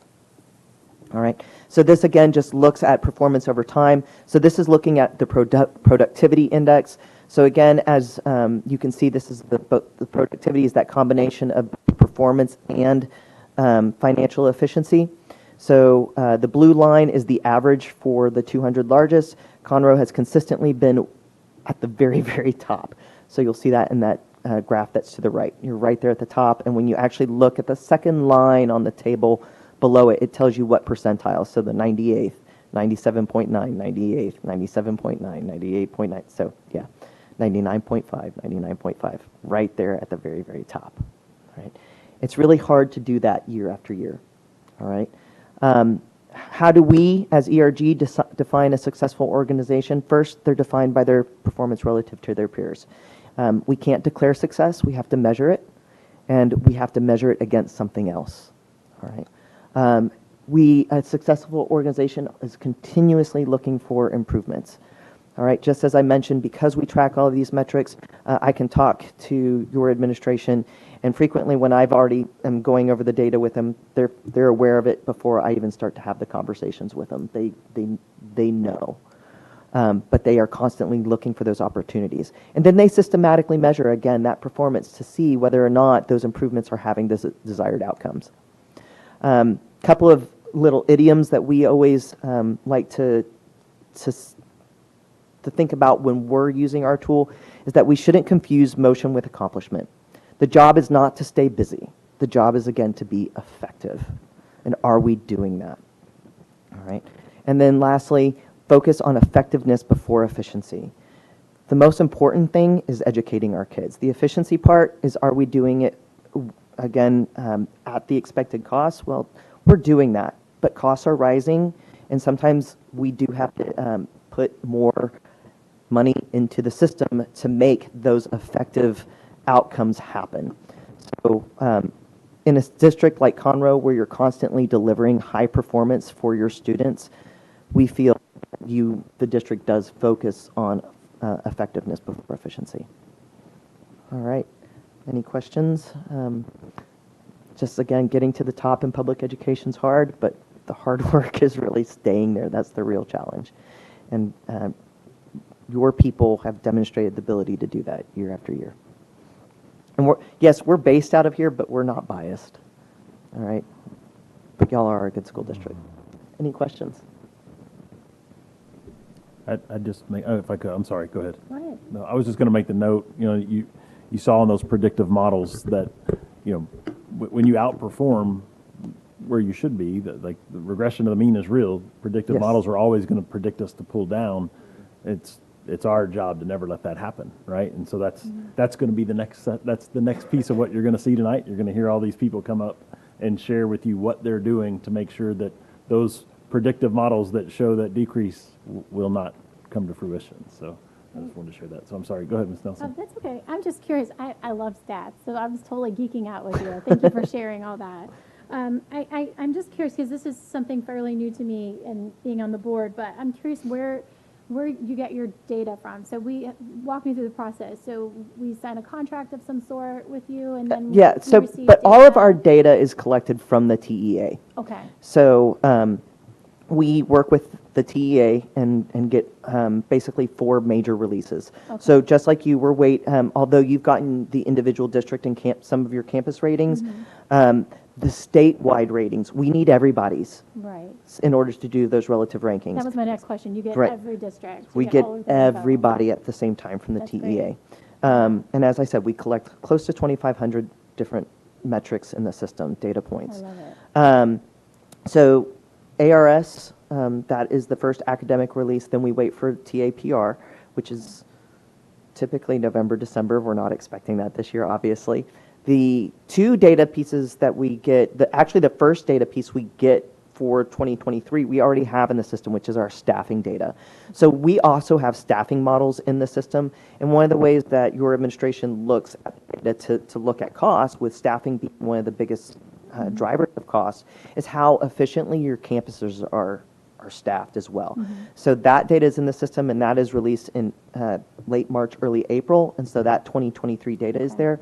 Finance is the last piece for 2022 that will come out, or did come out, and that came out in April. 2023 finance won't come out until next it. April. That was my So next finance question. is the big lag. Okay. That was my next question. How often are you reporting? Yeah, So so you answered it. that's when we get it, and it's all directly from the TEA, and that's why I also mentioned, like with Ennis, we noticed, okay, how did Ennis go from being a school district that was not ranked in the top 20 to being number 1? And we knew there had to be some sort of an anomaly because data is pretty predictable. Right. And to have that big of a jump, there had to be something wrong. reported incorrectly. And we reach out to the districts, we let them know, but no correction was made at the TEA. Sure. So again, we do not change the system. That makes sense. Thank you. Great. Thank you. Any other questions? We do contract with you to help us get like more in-depth campus data, like the staffing and those things. But even if we did not contract with you, what we saw tonight, you would still rank us. Oh, absolutely. As we're ranked. Yeah. Like, not all of these districts work with you. No. It's a level that we go to get a deeper dive, even to the teacher level. Absolutely. But the district rankings come purely from TEA. It's Yeah. not associated with It has what we pay for. Nope. Right. Nope. Great. Thank you. You're welcome. That was awesome. Thank you Thank so you. much. Perfect segue into everything that Great. we're doing tonight. So we appreciate your help in sharing this information with us. Pleasure Thank being you here. very much. Thank you. Keep we'll- up the good work. Our folks are gonna transition. If you need like 2 or 3 minutes just to refill a drink, you can do that because they're just gonna transition to the table here.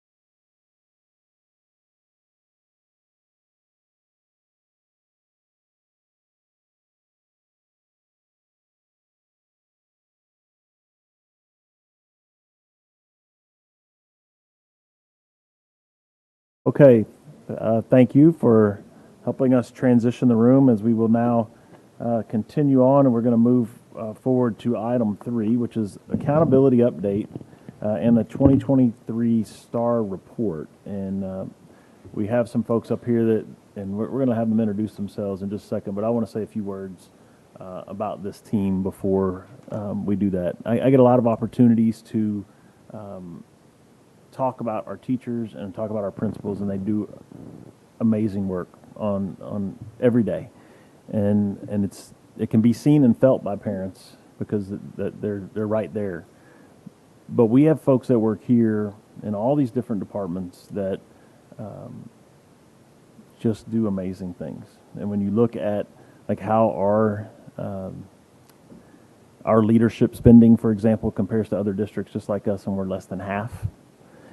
That's because these people do 2 and 3 jobs, every single one of them, and I don't take the opportunity to tell them enough that I appreciate y'all, and I love each and every one of you because of the work that you do, and I know that you do everything you do because you love this place. And one of the things that I want you to do, I want you to all to introduce yourselves, and when you introduce yourselves, I want you to tell how many years you've been in this school district and all the positions that you've had in this school district, because I think that's, so start writing it down. For some of y'all, got to help yourself, but I just think that's important because it's unique to us. It's how you have that longitudinal run of greatness that people understand who we are and how and why we do things. And so I just think we need to do that. So we'll start down here. Dr. Medford, if you'll start us off. Hi. So Bethany Medford, Deputy Superintendent. I started teaching at Pete Junior High in 2003, so easy math for me.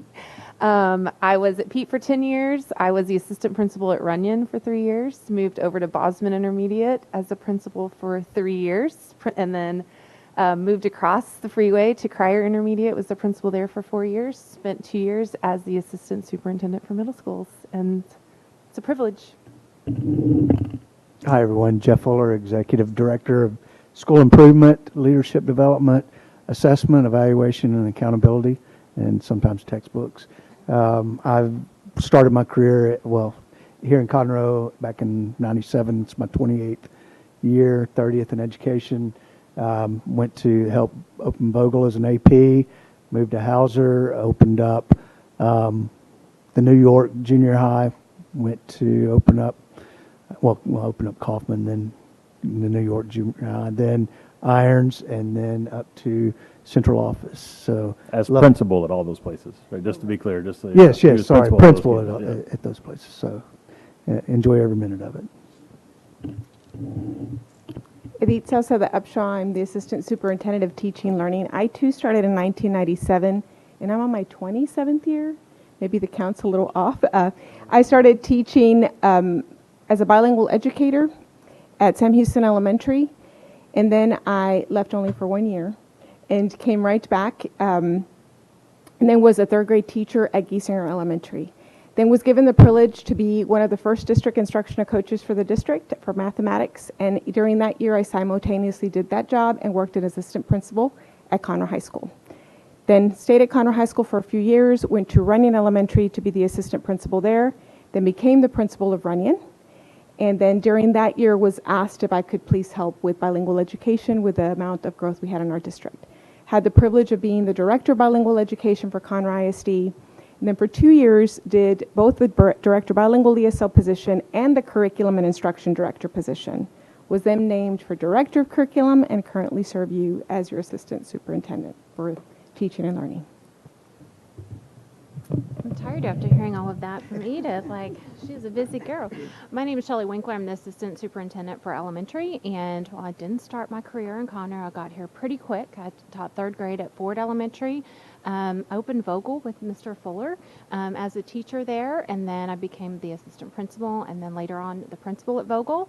I moved up here to be the director of elementary education. I spent one really quick and fun year as the assistant superintendent of middle schools.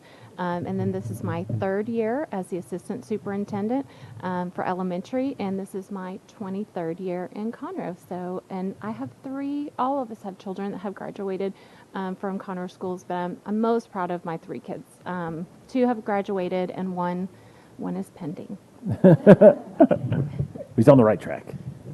We're going to hope so. Hi, Jeff Stickler. I am Assistant Superintendent for Middle Schools. This is my 29th year in education and 24th year in Conroe ISD. Started in 1999 here in Conroe ISD as a math teacher and coach at Caney Creek. Was there for 7 years and coached almost everything you can coach at a high school. And became an assistant principal at Moorhead Junior High, then an assistant principal at College Park High School, then the associate principal at Conroe High, then the principal at Conroe 9th grade campus, then the principal at Moorhead Junior High, principal at Caney Creek High School, and now I'm here. Hi, I'm Chris Povich, the Assistant Superintendent for High Schools. This is my 2nd year as the Assistant Superintendent for High Schools. I was hired also in 1997 by the Woodlands High School, and I was hired to start their AP Statistics program. My background was in mathematics, and so I was hired as a math teacher. Became a math department chair at the Woodlands High School. 1 year I actually served as department chair, AP stat teacher, math models teacher, and part-time assistant principal as well. Then I became a full-time assistant principal, became the associate principal at the Woodlands High School, then moved to the Woodlands High School 9th grade campus and served as the principal there for 5.5 years. And then in the middle of the year, I got a phone call from Dr. Knoll, and next thing you know, I was at York Junior High for a couple of years as the principal there. And then I had the blessing to open up Grand Oaks High School and worked at Grand Oaks High School 4 years before I came up to central office. So I've always had the best job, is what I've said, no matter what it is. Thank you. 1997 was a good year for hiring around here. Right? That's pretty impressive. Right? That's pretty great. Well, so you shared, Shelly shared her kids. Y'all just want to share real quick your kiddos? Luckily, mine are playing in a volleyball game, so they can't call me out for not saying anything about them. I have twins that are seniors at Conroe High, currently playing a volleyball game with Woodlands High School. Yeah, I had 3 that graduated from Oak Ridge High School, 2 went to Baylor, so they were going in pre-med, came out teaching. 1 from Texas Tech. I have a 16-year-old at Oak Ridge, stepson, and a 4-year-old, and I don't know where she's going or what's happening with her. Baylor. So. She's going to go to Baylor. Okay. You have time to save up. I have twin boys, Jacob and Josh, and they are juniors at Conroe High School. There's a twin requirement on the job description, just putting that out there. Jeff? I have 2 children. I guess they're still children. They're in their 19 and 21. Both went to Caney Creek High School and both spent their lives in Conroe ISD. My son is at Lone Star and my daughter is at A&M. I have a 15-year-old that should be at Grand Oaks right now as a freshman, and he's got a whole other story, so we don't have enough time to go through all that. But I do have a soon-to-be 8-year-old that is a 2nd grader at Burnham Woods, and he just absolutely loves it there. Awesome. Thank y'all for sharing. It's just good for everybody to know you guys a little better and the work that you do. And in addition to this work, all of this group and some others have been deputized in the bond presentation mode. So they have been visiting many schools and presenting bond presentations. So we thank you for that. So we're now going to run through, Dr. Medford's going to give us a brief overview of the state accountability system. You've seen it for 4 of y'all. You've seen it twice already tonight. You're going to see it briefly again through her presentation, and then Mr. Fuller and Dr. Upshaw will share about what their departments do, and then we're going to get really to the meat of this, which is going to come from our school side about how our kids perform, but really what were our lessons learned and how are we improving for this year. All right. President Hubert, members of the board, Dr. Knoll, thanks for having us. As you noticed, Dr. Knoll said briefly for Dr. Medford a lot of times because, it's okay. When you know your people, you know your people. I get a little excited about all of this stuff, but I am going to be brief, I promise. I'm excited for them to share the hard work and the exciting parts, which is really digging into what is the data and what do we do for kids, right? So you have a little Pac-Man chart to help you out, as we like to refer to it, because this is way more information. It's very overwhelming, so we'll go through it. As you know, TEA has delayed the release of the official accountability ratings. Doesn't really slow down what we're doing, but it does slow down a little bit of what the letter grades and those different things are. So it doesn't have, the data is out there, but it doesn't have the application of those rules. So as we look at the system, the idea is that we want to continually to improve performance, right, for our students. So this is one way for us to look at it. Really focusing also on closing those achievement gaps when we look at race, ethnicity, or that socioeconomic status.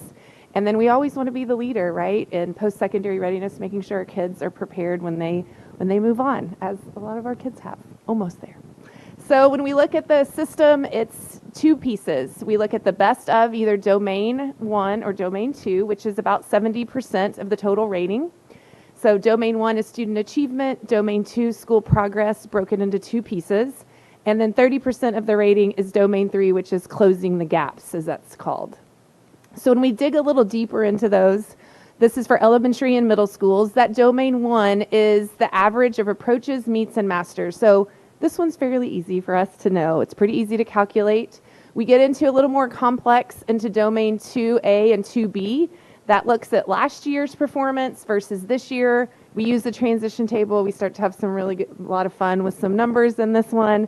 And then there's an extra focus on the accelerated learners, which are the students that were not successful or that they weren't quite at approaches the year before. So they look even more closely to make sure we're moving those students.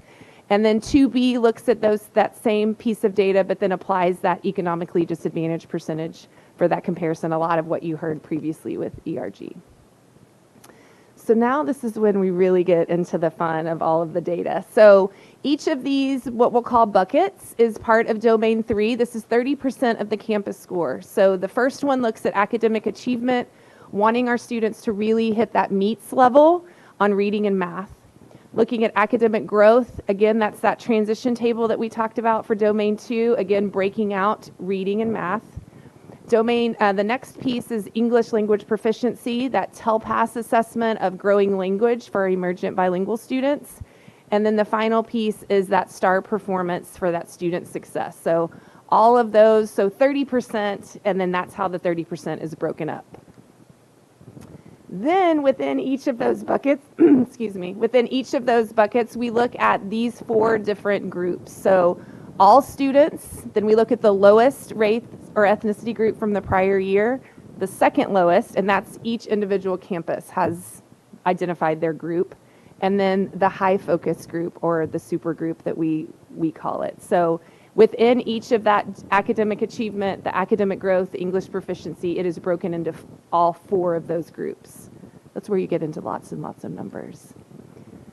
So when we look at high school, a little bit different as we're starting to prepare them for life beyond high school. So we start to break out domain 1 instead of it all being about STAR performance. It's 40% STAR performance, 40% college, career, and military readiness, and then 20% graduation rate. Domain 2A is still that academic growth, moving students from how they did the previous year on that transition table, still really focusing on the accelerated learners. And then the relative performance, again, compares the economically disadvantaged piece, but it's 50-50 now of STAR performance and that college, what we call CCMR, that you guys are used to hearing us talk about.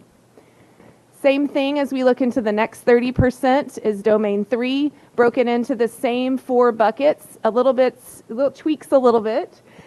Still looking at meets level for reading and math. We move into a specific college and career piece, which is 30% of this domain. TELPAS still remains there, and then graduation rate. So, again, the 4 groups that we talked about. The same 4 buckets, but now we split out into looking at those 4 specific groups. All kids, the 2 lowest groups, and that same high focus group. So within each of those pieces that we talked about, you can earn up to 4 points. 4 points meaning you've met the long-term target that the state has set for us way out in 2038, which feels long, but they go by fast, right? 3 points if you meet the current target, 2 points if they see that they've made significant progress by meeting that interim target in 28, and then 1 point if we make minimal progress. So for each of those domains, each of those supergroups, that's how they are scored. So what was that high focus group we talked about? It's a non-duplicated group of these 4 groups of kiddos. So economically disadvantaged, our emergent bilinguals, including the monitored students, any student that receives special education services, and then our highly mobile population, which is foster care, homeless, and migrant. This is the transition table we were talking about as we start to get into fun numbers. So, for example, if I was a meets grade level student last year, if I remain meets or I move up to master's, I earn 1 point towards that campus goal for growth. Anything else, I would earn 0 point. You can see in the middle there, if you keep a student in high, did not meet, they only get a half a point because they really want to encourage the campus, right, to move those students more quickly into that meets grade level. So then we look at our district rating. So same thing, it's very similar to a campus rating. 70% is the best of domain 1, 2A, or 2B, and then the remaining 30% comes from domain 3. The performance is weighted based on the enrollment of the campuses. So we have a campus that counts about a half a percentage point based on their size for the district score, up to about 10%, which you could probably guess is across the street because it's our largest campus. So as far as rating, and this is the one we talk about a lot where we get capped, any campus that the district will receive a domain score of D or lower if any campus, despite the average, receives a D. Same thing with the overall score. The district overall score is capped if a campus as well. So that's happened to us several times, and we continue to work to make sure and put systems in place, as you'll hear, because our goal is to not have that happen. So, all right, Mr. Fuller will fill us in. Thank you, Dr. Medford, President Hubert, Dr. Knoll, members of the board. I'm going to kind of walk you through the School Improvement Department, who we are, what we do, what we've learned over the last couple of years. We are the newest department. There's 3 of us, myself, my cohort, longtime friend, Mr. Hartwell Brown is behind us. He's the director of school improvement. I also have Melinda Stewart, his director. She's not here with us today. I also have the assessment department that's with us, or not with us here, but part of the extension. I've got Lauren Helfer, she calls herself the data helper. She's our brains behind the operation when it comes to data. She works on the data dashboard. I have her, she's my coordinator of accountability. We have a coordinator of assessment, and then an assessment specialist, and then a couple of data coaches that are several data coaches that work with us. So what have we learned over the 3 or 4 years that we've been here as the new kids on the block? You know, probably one of the first and foremost, without the proper monitoring, you know, schools can go pretty quickly. So we have to watch and be cognizant of the campuses that may tend to go down quickly. You know, administrators require support to help teachers and themselves through observation and feedback cycles. We're more deliberate in our approach to campus needs, and I won't read through all of them, but some of the ones that are really important is cultivating a pipeline of administrators, especially as we grow. We've hired 19 new principals in the last 2 years and 64 assistant principals, and with 22 so schools that are growing, that necessity is there for to continue to grow that pipeline and the next level of leaders that are coming up. We're over the campus improvement plan, and it's important to know that have a solid plan going into the school year. We work with them diligently. We help establish strong systems and routines, and which is important, and just as important as building relationships with all members of the school community is important. So our goals, you know, our mission in our department is to develop and promote exceptional leaders for student achievement, with that piece on student achievement. So we want to be an A district, and we're really intentional about that. Our approach to this, we have 3 different levels of support and a monitoring, so really 4, but we have a high support group, a medium, and a low, and you can see by the levels of support that we have, it may, if we're a high support, there's a lot of people involved, and I'll kind of go through those pieces in a minute, but, well, let me go back for just a second. You can tell by the level of support that we have, there is based off of academic, or it could be a unique need. There might need some structures or systems in place. It just depends on the campus, but it's not just academics. And depending on where we are with that piece, if it's a medium support, there might be the assistant superintendent might not be involved, or the deputy, but just depending on the level is where you have the involvement from district support. So we work in conjunction with the teaching and learning department as well as student support services, and we coordinate efforts to build our campus teams. We surveyed our principals last year, and we got a lot of feedback from them. That's kind of what we do is survey to see what are the needs, so we're more intentional with them. So we reconfigured our principal meeting this past year this year to really be intentional about our trainings. We found that observation feedback was a big one, and so we trained our assistant principals, and in the October meeting our principals will be on that.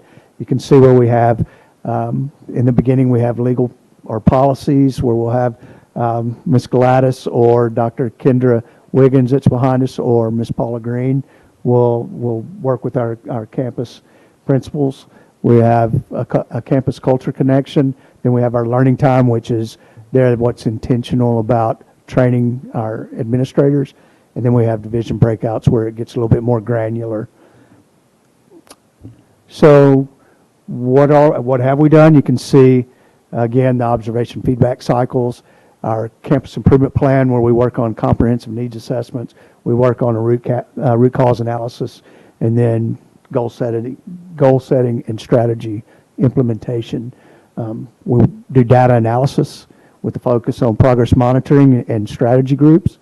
Data-driven instruction, which is part of our leverage leadership piece. It's one of the biggest pieces in moving kids. And so we started that a couple of years ago with campuses, and also utilizing problem-solving teams to address academic behavior, attendance, and dropout issues.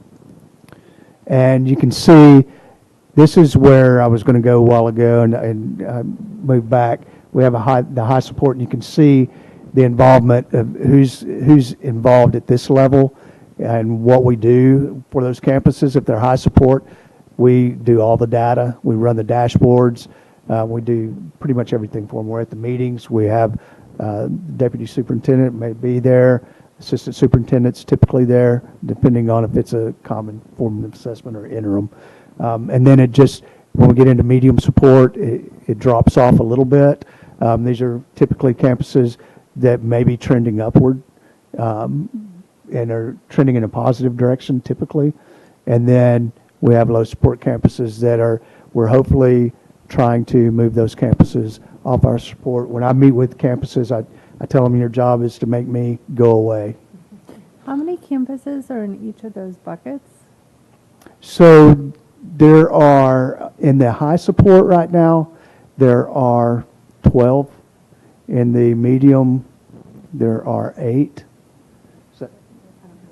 Yeah.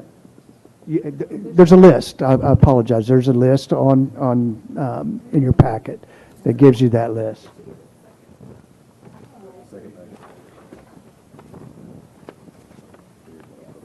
Oh, got it. Sorry. Thank you. You're welcome. And then there's a monitor. There's, I believe, 4 monitor groups that we have on that piece. So now, any other questions? I apologize. So I'll turn it over to Dr. Upshaw. Thank you. Thank you, President Huberts, members of the board, and Dr. Knoll. One of the pieces that I'll highlight in this portion is part of the teaching and learning department pieces that we'll look at tonight are the specific content pieces and how we're moving forward in addressing our teachers and curriculum steps for those areas. But also in the teaching and learning department is the bilingual ESL education component. So earlier before, Dr. Mitford mentioned to you that in Domain 3, there's a language proficiency portion that's tested for students and is part of that accountability. As this population continues to grow in Conroe Independent School District, in the last 5 years, we've grown 25%. Currently today, we are at 20% of our district population happens to be emergent bilinguals, and that's a representation of about 15,000 students and 85 languages in Conroe Independent School District.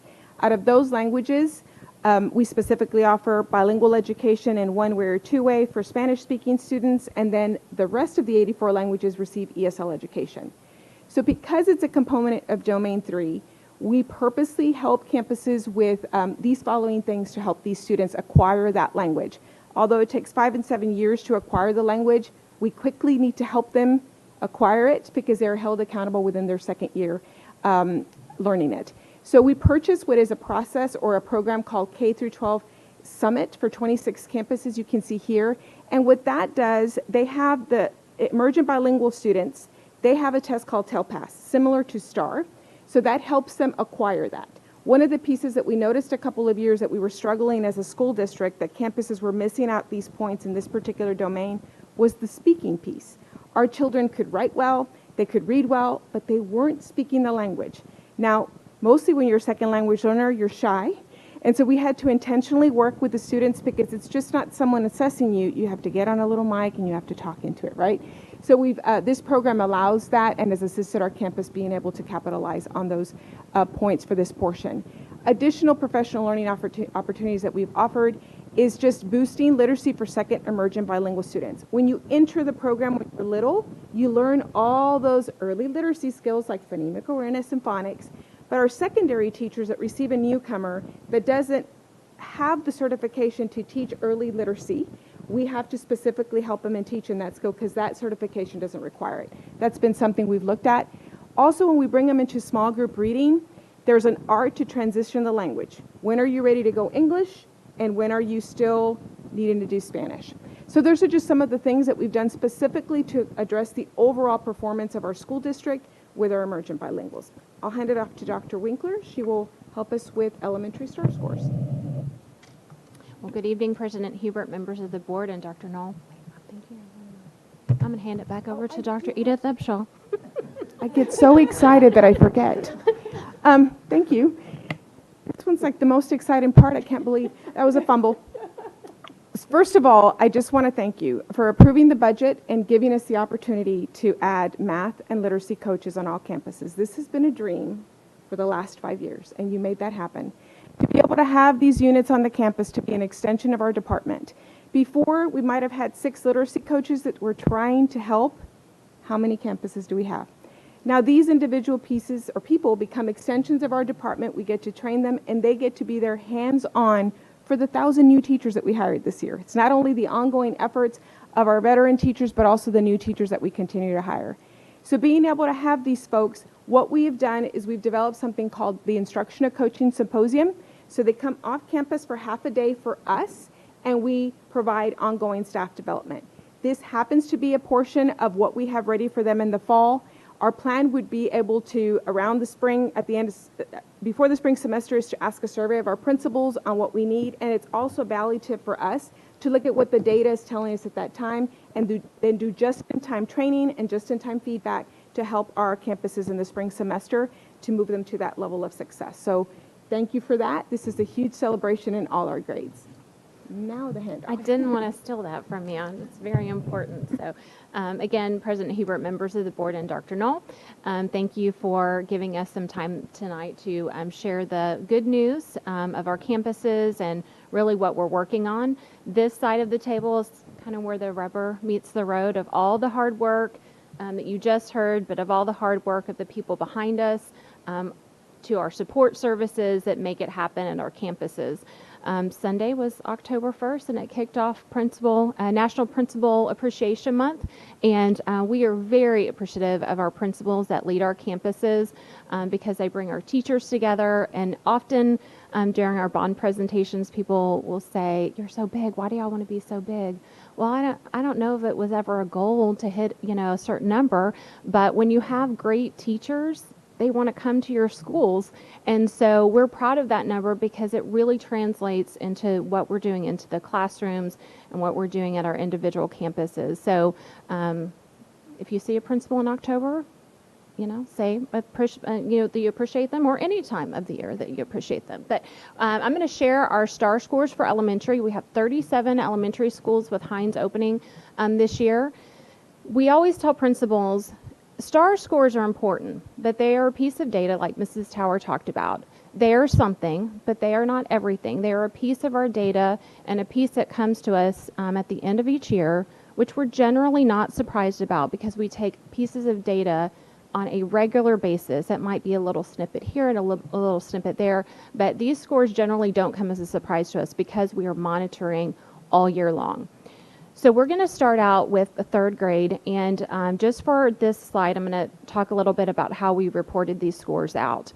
Anytime you see reading for 3 through 8, if you'll remember, there used to be a writing test. There's no longer a writing test. It's incorporated into the reading test. You might hear people talk about ECRs, or extended constructed responses. It's basically like a short answer on that reading test. So those are in the reading portion of all of these scores. In the blue, you'll see how we did in 2022 and how we've done in 23 as a comparison. And in the green, you'll see how we have done in comparison to the state. As always, we historically do far beyond what the state is doing, and this is no exception. Yes, so on the percentages, this is the percent of students that got approaches, meets, and masters. So it's just a number of students who met that divided by the total number of students who took that to meet that level on the STAR. Okay.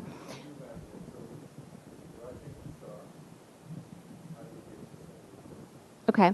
So approaches is a student who hasn't gotten quite to that meets level where they have mastered all of the grade level curriculum, but they're close. So for this example, on the first one, if there were 100 students taking the STAR test, 86% or 86 of them met at the approaches level. Mm-hmm. Yes, there's some redundancy there. Mm-hmm. Yes, yes. That's a good question. Thank you. So you'll see we added some points to our last year in approaches, stayed about the same at meets, and we did dip in masters, which is something we were already starting to work on this year.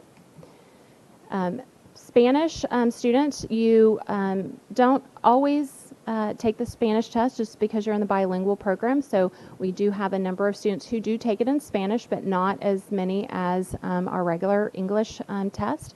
And you can see we've scored about the same. We dropped just a little bit.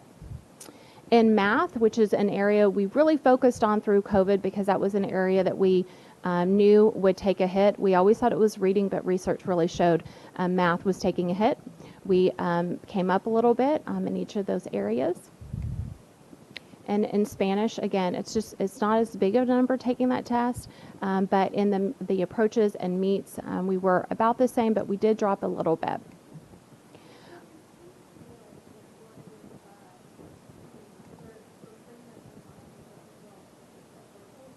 Mm-hmm.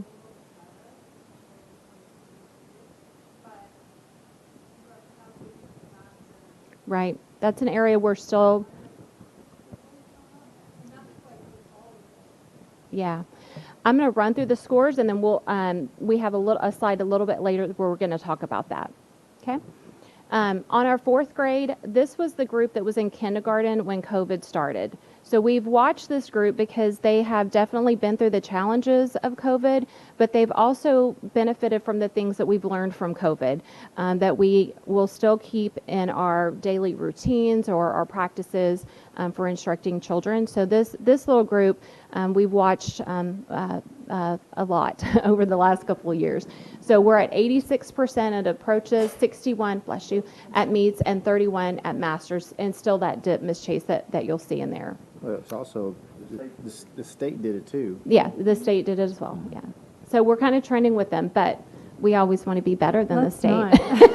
Let's not trend. We are a little competitive. In Spanish, you'll see that same trend. Where we've gone up just a little bit in the approaches and the meets, and the masters we've dipped even just a little bit in Spanish. And then in fourth grade math, again, for English, we stayed pretty much the same, had a little boost in meets, and stayed the same at masters. And then our Spanish numbers get lower in fourth grade because more students are taking it in English. So I'm going to let Dr. Upshaw talk a little bit about how teaching and learning has affected or has learned through this process, and then we're going to come back and talk about what the campuses are doing with the administration and with the teachers. Before you go there, Dr. Upshaw, can I ask just another question? On these, we're comparing ourselves to the state. Do we have the comparison to our peers? Not yet, not until the scores are all released. And that's the same delay that Ms. Tower was talking about. We haven't gotten those yet, but that is one of the things that we look at, and we always look at our comparison districts. We'll look at other districts within the county, but like Katy and Fort Bend is who we will really compare ourselves to. Okay, thank you. Quick question, really quickly. Regarding Trustee Williams' question about the percentages for approaches, meets, and masters, there's an actual number to that, isn't there? There's a cut score and there's a percentage score, and it is different for each grade level and each content area. Okay. The cut scores, they will stay the same, but the percentages will be a little bit different depending on how many questions were on the test, how many were field items on the test. But there is a cut score that goes to that. Okay. Thanks.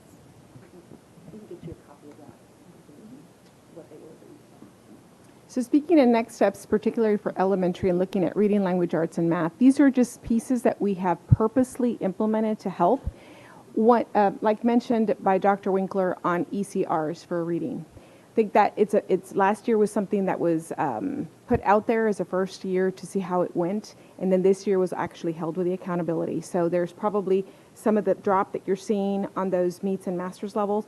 And what we've done now is we've been able to unpack that learning and realize that simple things like the student wrote a great extended response but didn't write on topic.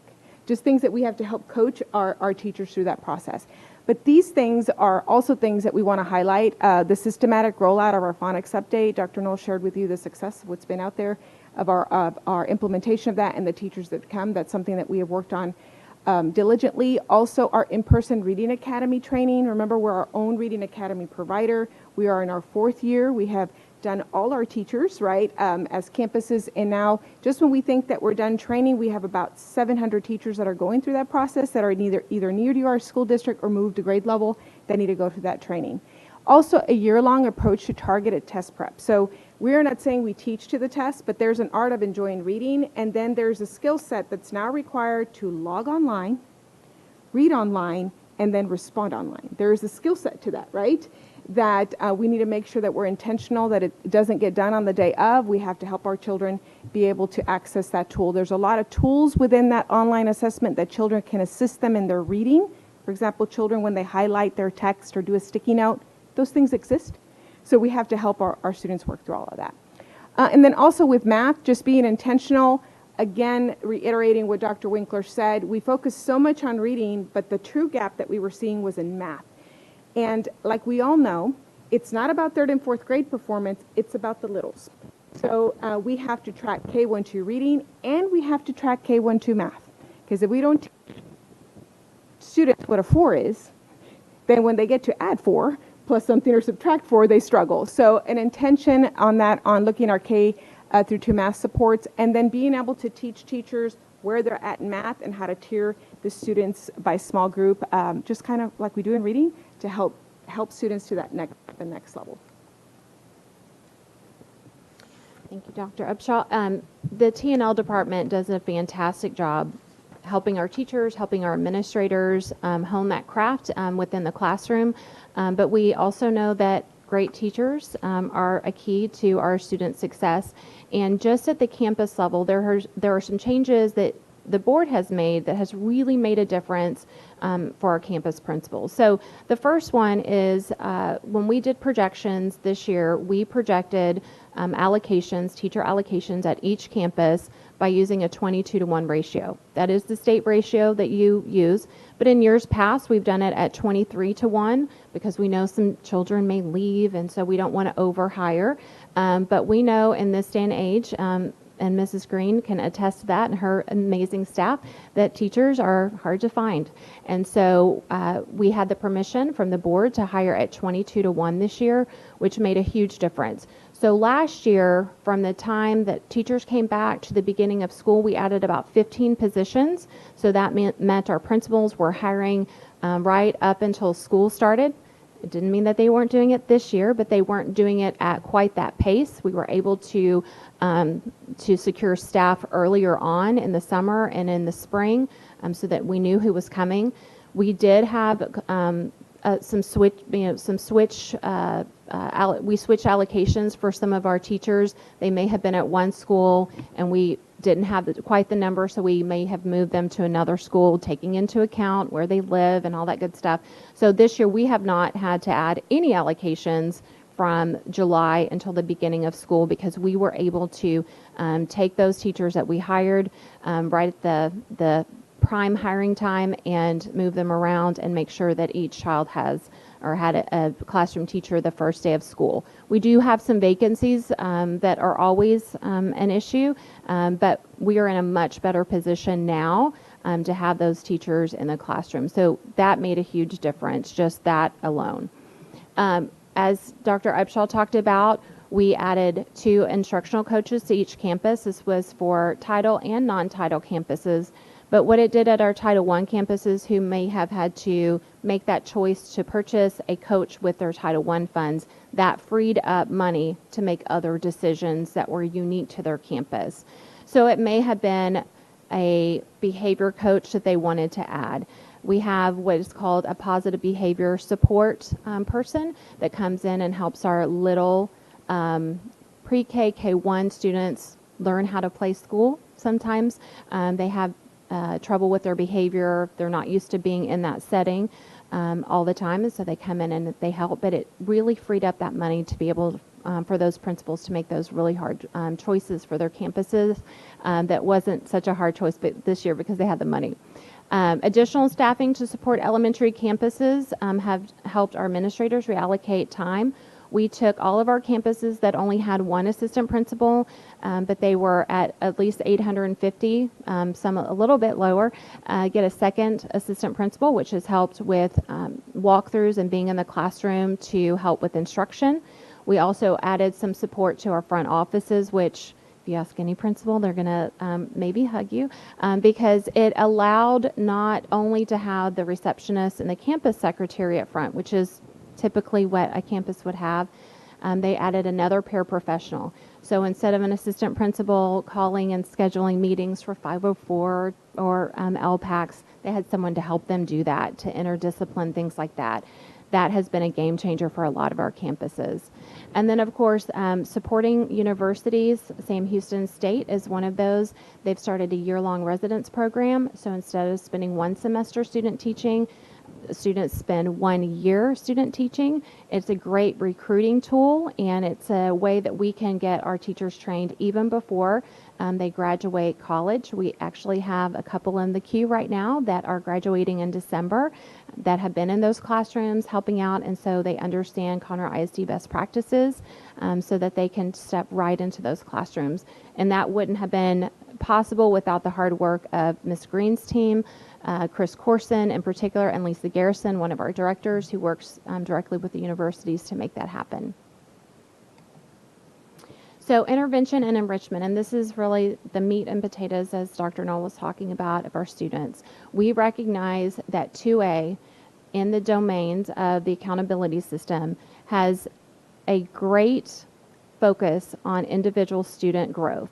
It's very intentional, and it was meant to make sure that all students grow each year. No matter how high performing a student is, that we are making sure that they grow or stay at that master's level and they don't fall backwards. So this year, as we've done in the past, but I think this year was one of those where we had that aha moment and that growing moment where we said this is where we need to focus our time and attention to, is to look at how many campuses aren't performing their best at the 2A. And what I mean by that is that that is not their dominant score. So what can we do to help campuses get to the dominant score being that 2A, where kids are growing each year, no matter where they fall on this spectrum? Interventions, everybody, every once in a while needs help on something. You could be the smartest cookie in the classroom, but you're going to need help on something. So making sure that all students get that intervention. What is the difference is the intensity and the frequency that they may get that. So some of our struggling students might get that more often, of course, but we want to make sure that all students are growing and learning. And then tracking that individual progress of the students is very important. What data do we use to track that individual progress? How frequently are we tracking it? And what are we course correcting as we're seeing that students aren't making that individual progress? We've discussed that with many of our campuses, and we've been on a little tour of academic growth conferences, and we've told all of our teachers we're here to help and assist, but also steal your great ideas and take them to other campuses. And that really is the resourcefulness of I think, all the campuses and principals to help one another to make sure we're getting the best of everyone at our campuses. So we've had a really good time doing that, and I'm happy to say we've stolen a lot of ideas from campuses, and we've shared with one another in that process. So when you look at that individual student growth, STAR will take care of itself. Eventually, it will take care of itself. Sometimes it doesn't happen as fast as we want it to happen because we are competitive. We love our kids. We want them to grow immediately, but we also understand there's a process. There's a developmental steps that go with that process, and so we have to make sure that if there's anything that a student is missing, we go back and we reteach those things to them. Those things will take care of themselves. STAR will take care of themselves if we're focused in on each of the students and making sure that we're delivering those interventions with fidelity, and so they leave that grade level with a year or more's worth of growth.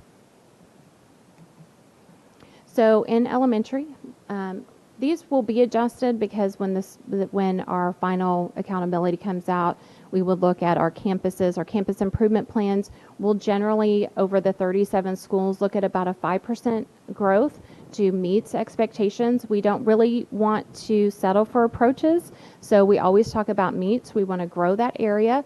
And Ms. Chase, as you were talking about, we want to grow the level of mastery, but we also want to grow the level of students that stay there. And that growth matrix that Dr. Medford shared with you, we look at our students that were at masters and for some reason slid backwards. Maybe they slid to meets, or maybe they slid to approaches. And why is that? Are they missing some academic skills? Do they have some attendance issues or behavior issues or something going on at home where we can help support them to get them back to that high performance? We are really good at interventions. We have always been really good at interventions. Sometimes we struggle with the enrichment piece with our high learners, and that's where we're trying to focus in that intentional 2A growth for our students. That's our nature as educators, is to go and help kids that aren't performing where they need to. And so this is an area of growth that I think we will see results keep getting better in that master's as we focus in on our enrichment programs. And I'm not talking about just a GT or anything like that, which we have great GT programs, but making sure that we stop and make sure each learner gets what they need and fills in the gaps at that moment rather than waiting for the end. We also want to make sure that that number of campuses scoring higher at the 2A increases. We want to continue to provide feedback and assistance with our campus on our problem-solving teams. We've talked a lot about what that looks like at the campuses, but really that is frequent meetings to talk about all students. How are they doing with their behavior? How are they doing on academics, attendance, and growing? How are they doing in TELPAS? But basically child study to see how they're doing and what is it we're not plugging in, what's working with the student that we need to keep doing more of. And sometimes we're not as good at this, but what are we doing that's not working, because we need to stop doing that. And we need to take a deeper dive into what each individual student needs. We have been able to provide support through Mr. Fuller's team. Adding Melinda Stewart has been a game changer. Each principal has talked about that time that she has spent with them on campus to really dive into their data, go into classrooms, and make sure each teacher also is growing in this process. We've also added Dr. Vandermark to the elementary director. So we are a small team of 3, but we are small and mighty. And it has allowed us really to get out to more campuses this year. Ms. Garrison and I have been in those positions the last 2 years with those 36 campuses at the time, and splitting your time between those 18 campuses can be tough sometimes, but adding the third person has really helped with that. We've also had a continuous professional development within our elementary team where we have asked principals to pick what they need to work on. So last year we worked on data decision instruction. Mr. Fuller led that. I led observation feedback, which is part of the leverage leadership. And then Ms. Garrison worked on protocols, systems on campuses, and just high morale and keeping teachers motivated and supported. And we had great feedback from that, and we'll continue that this year through our book study and just working with our individual principals. Are there any questions? I have a question, Dr. Winkler. Help me, because I'm not understanding the percentages for the grade 3 RLA English. If you look at the Conroe ISD, the top row, this is page 1. You're going to have to go, yeah. Oh, all the it's way okay. back.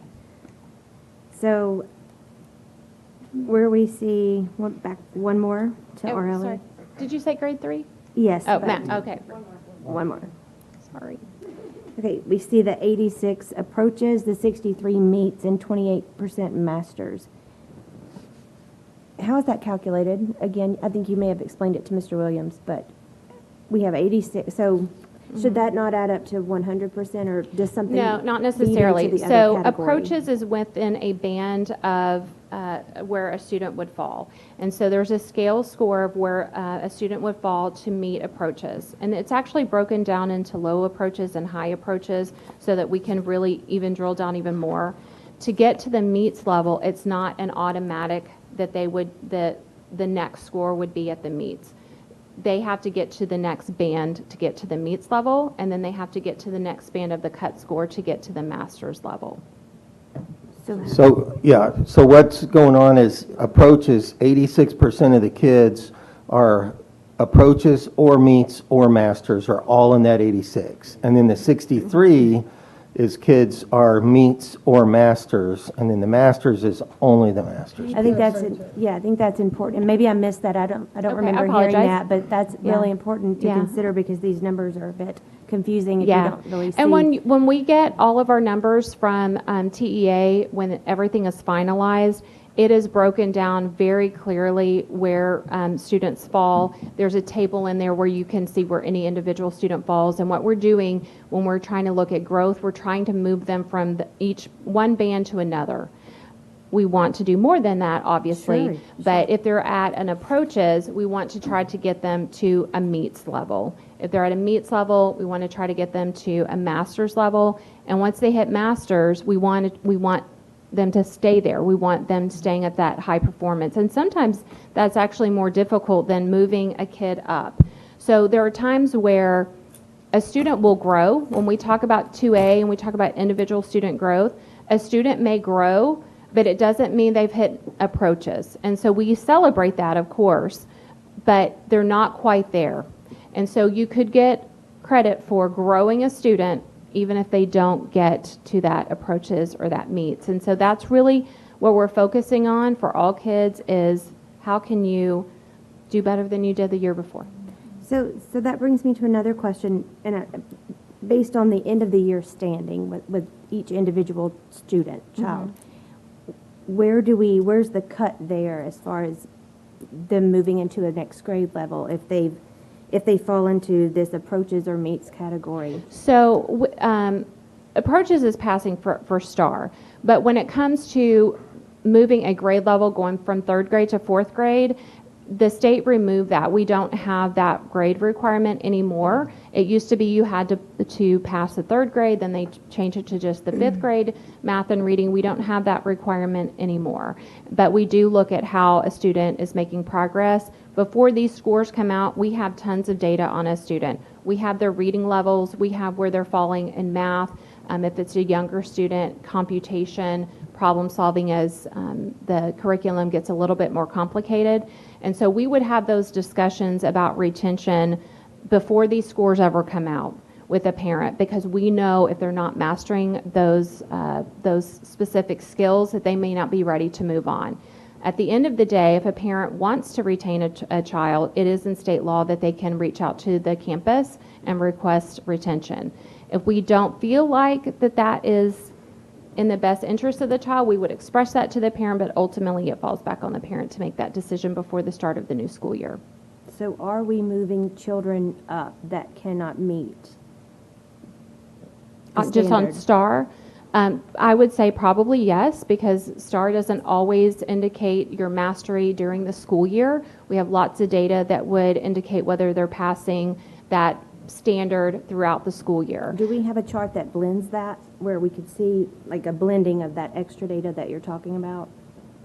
I don't know if we have one chart, but we could definitely get data as far as, and you'll see data a little bit later on through our House Bill 3 for our younger grades in math and reading. But ultimately, if they are passing in their classes, we may have a student that does really well all year long, and the night before the test, something happens. You know, a pet passes away, or they've had a bad morning, and they don't pass the test. And so we have to take all of that really into account. But before they even take that test, we would know. We take state interims in the fall and the spring. TEA puts those out, and we look at where they are and what they need to work on, and we fill in some of those gaps as the year goes on. When are those released? The fall interim we will take in November, and the scores generally come back around January or 1st of December, and then we take another one in the spring, and we take that one in February. So you get the results a couple of months later, or do you have those? They're pretty fast. Okay, they're yeah, immediate? because the students are taking their tests online. We get them back pretty quickly. Okay, thank you. And it's like a predictor, kind of, if they're going to pass the STAR. It's basically telling us, do we think because they're seeing information that they may not have been taught yet, because every district is different, but it's giving us an indication whether they're on track. And that's twice a year Mhm. during the school year. Yes, and we also give campus assessments, we give district assessments, we do beginning and middle of the year assessments for fluency, for math skills, to make sure that we have all of that data and it's lining up with how they're performing in the classroom. Thank you. You're welcome.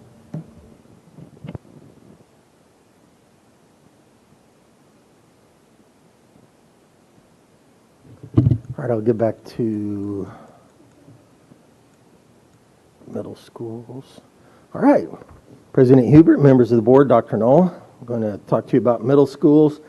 I know middle schools is a unique time. We were all middle school students at one time. It's a transition period, but also, you know, kids that have been in school, they've been in elementary for 5 years in the same building, and then in the next 5 years, they're in 4 buildings. So that's, and they have to learn the new rules of the building, plus all of the new teachers and new procedures and so forth. So it's a very important time for kids, and we have some excellent principals and teachers that do a great job helping those kids navigate those times. First, we'll start with the scores here. 5th grade is the last year that offers a test in English and Spanish, so you'll see that. And when we get to 6th grade, you won't see the Spanish anymore. There's our language arts for Spanish. 5th grade math, English, math, Spanish. 5th grade science, English version.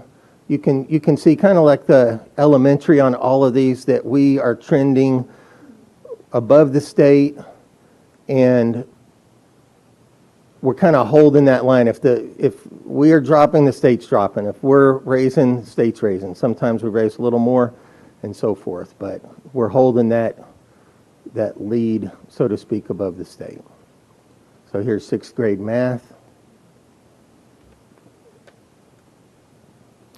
And I will go ahead and turn it over to Dr. Upshaw again. She's going to talk about what we've learned and the next steps from teaching and learning. So looking at our intermediate grades, what we've done intentionally for reading, language arts, mathematics, and science, when we adopted our phonics, we adopted all the way to 5th. Thank you. Because, you know, we have ongoing reading instruction, and it's just not a K1 to grade issue. It's something that's throughout. So thank you for this additional resource. Yes, sir.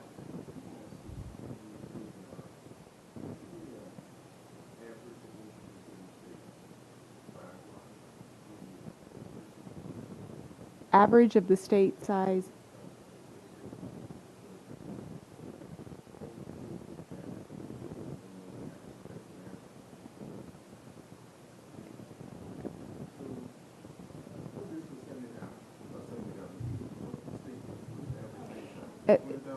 I would say that our summer school's about 5,000.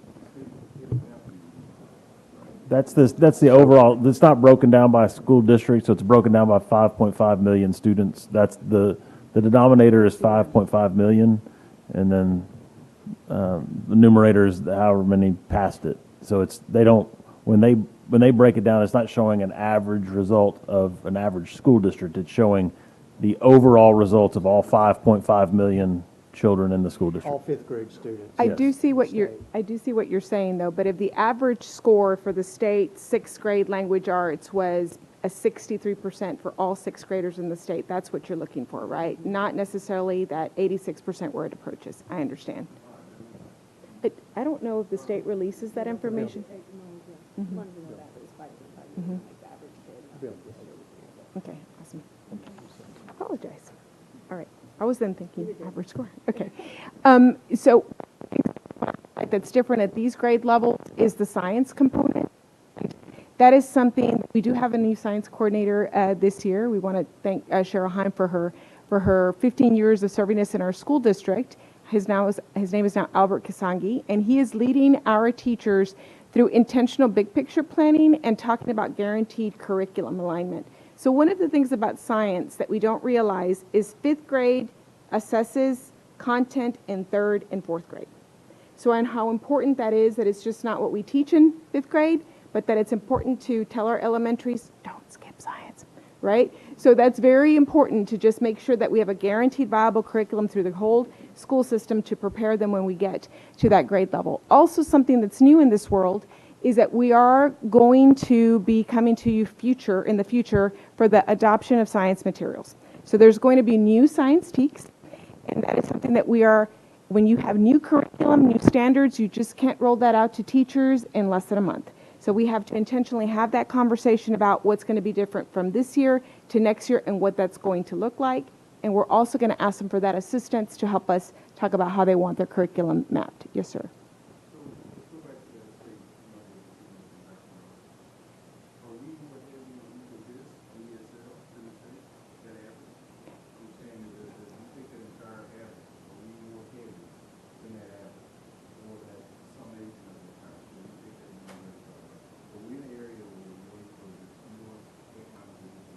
I would think that we are lower in economically disadvantaged. I'll look it up while we're talking, and I'll share it with you when I find it. We are also lower in ELLs. Yes, yeah. I'll pull it up though and let you know. Dr. Upshaw, would you mind just repeating that one more time about the science? You're saying the science TEKs is changing? Yes, sir. So they will change next year, but we have to preview. I just want to take you back to when math curriculum changed when Algebra 1 TEKs came to sixth grade. Have to mentally prepare our hardworking teachers for that, because that's a new math and a new level of teaching. So that's something that we systematically have always done, that we spend time training our teachers and talking about what is the new plan for next year and what do you need as support to be able to have a successful year. Because our accountability doesn't stop when TEKs are implemented from year to year. So yes, sir, next year they will be implemented. It's I don't know how to say it. Is it new techniques and styles? Is it new theories? What's actually changing? It's just the new curriculum aspects and the way. If you go back, Jeff, one more. So there are new TEKs. They haven't changed. I would say much. Maybe just an order. One more. I apologize. The one where it's a teaching and learning piece. They have a specific science and engineering practice and recurring theme and concept strands throughout. This was something that, just a reminder, when we have new TEKs that are proposed, the process to do this happened over 2 years ago before we get to this place. So there was a point when the state came together with the State Board of Education, and they devised some TEKs. There was feedback going on with the teacher group. They offered parent feedback and community feedback. They came back and forth. That was finalized last year. Okay. This is the year that they have been finalized, and last year we'll then work with the alignment, and then we have discussions about what will be our resources that we will use. Okay. That's what we'll work on this year, and then they'll be implemented next year. New standards, new resources. Got it. Sometimes what you were already saying about the math course and the algebra skills that got moved to 6th, it's just sometimes that they realign where things are, and so that's the movement in the TEKs, thus creating other curriculum needed to purchase. Absolutely. All right, so a little bit of the intermediate summary. Again, just like Dr. Winkler was talking about, Domain 2A is a focus. And, you know, that's kind of where education is getting to. Education was devised like the assembly line a long time ago, that, you know, how many kids can we get in and out as quickly as possible, but it's becoming more and more individualized, and that individual student growth, meeting every kid where they are. Some of them have gaps, some of them are ahead, and so forth, and being able to challenge each kid and help each student grow to the level more than 1 year's growth in a year is what our goal is. So you can see that this is very similar to Dr. Winkler's slide. We're also focusing in the intermediate and junior highs on the professional learning communities, and some of you might know what that is. It's a philosophy that the group of teachers that teaches a particular subject get together, plan together. They kind of backwards plan. They start with the assessment. What do we want the kids to know at the end of the next 2 weeks or 3 weeks or the unit? And then what things, how do we need to be able to get them there? Where are they at right now? How can we get them there? After the assessment, they look at, okay, who made it, who didn't, who needs reteaching, who needs extension and enrichment. So all of that goes in, and it drills down to the student level. So one of the things, the word refocus up there talks about, a lot of people say they're a PLC or that they have PLCs on their campus, but a lot of those are not done correctly and are not focused on the data and the planning that should be done in there. And so our principals are very focused on ensuring that this process is accurate, is true to the concept behind it, and that we're focused on all of our students and looking at the data that we need to be. We also received the instructional coaches positions like Dr. Winkler spoke about, and that has been very helpful. There are some campuses that have never had an instructional coach before, and now they have two, and it has been very, very well received by teachers and principals alike. Another thing our intermediates and junior highs are working on are our school-wide behavior and procedures. That is, we're going to prioritize the procedures that we've already put in place, make sure that they're being followed with fidelity.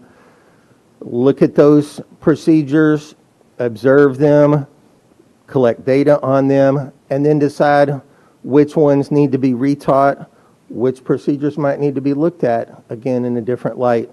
So I've had reports from our intermediate and junior high principals that they are very excited about this process and the behaviors that they're seeing on their campus this year. Our goals, again, a lot like Dr. Winkler's, improve Domain 2A, fully implement the PLC process, and better utilize the foundations team. And if you don't know what that is the team that develops those policies and procedures on the campus. It's built up by teachers, and it advises the principal. And those, when a new policy is brought into a school or a new procedure is brought into a school, then every teacher on that campus has to agree to that procedure before it is accepted. So we're going to talk about junior high now. 7th grade RLA, you can see here. 7th grade math.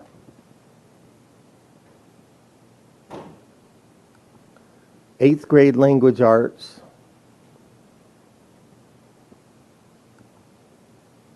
8th grade math. I'm sorry, Dr. Stickler. Can Yes. you go back one or two slides? Sure, to the 7th grade math. Is that Yes. 7%? Okay, so let me, what happens in 7th grade, something unique with the honor students in math. So in 6th grade, you have advanced 6th grade math and so forth. Everybody's in 6th grade math. Everybody's taking the STAR test. In 7th grade, we have 7th graders taking Algebra 1, and so they take the Algebra 1 STAR and their score's not on here. We have 7th graders taking 8th grade math, and they take the 8th grade STAR, and so their scores aren't on here. Then we have students taking 7th grade math. So this is a much smaller group, and the highest performing mathematics students are not in this group because they're either in 8th grade math or 9th grade math. So they never take that 7th grade STAR test. So yeah, you're looking at a smaller group, again, with all of the kids that were in the 6th grade honors and so forth. And we do a good job trying to find those students. Everyone that hits masters in the 6th grade, we specifically reach out to them to put them in advanced math in 7th grade and 8th grade. So do they get included if they're a 7th grader taking an 8th grade level course? no, They're just they're in the lost? 8th grade score. They do get included in the 8th They're grade in, score. yeah, and the 8th graders that are in the 9th grade course, they don't get included anywhere. They don't get included in the 9th grade score or the 8th grade score. Why is that? Because That's the way the state. it's skewed because of the fact that they're not actually taking the 7th grade test. You can't put them in a 7th grade test that they didn't take. They're actually taking an 8th or a 9th grade class, and their scores would be in that. So no matter the grade level, no matter the advanced level, It's it's the not course included. they're taking. So But these are it's- the kids in grade 7 math course that took this. So you see the master's numbers. That's actually pretty awesome because that's 6% of students that were not at master's last year, or they would most likely be in an 8th grade course.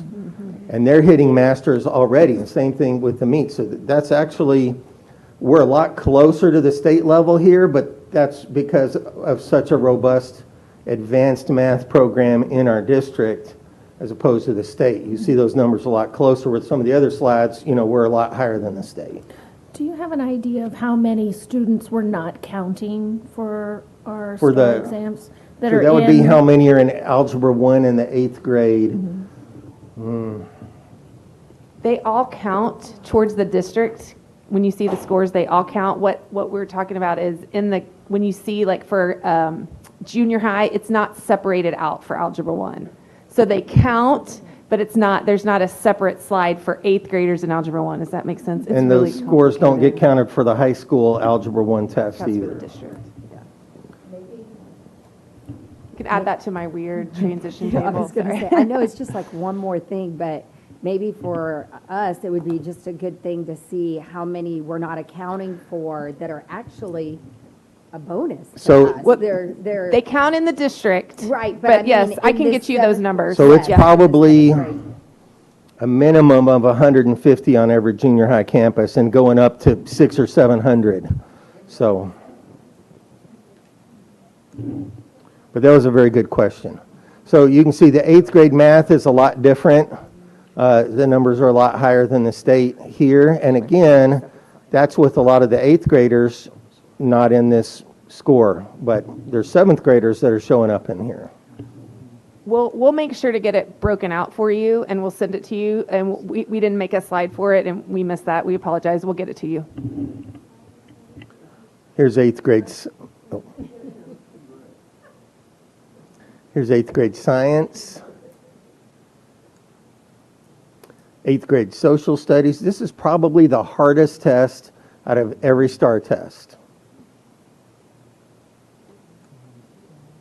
And I'll turn it over again. Dr. Upshaw, talk a little bit about these next steps.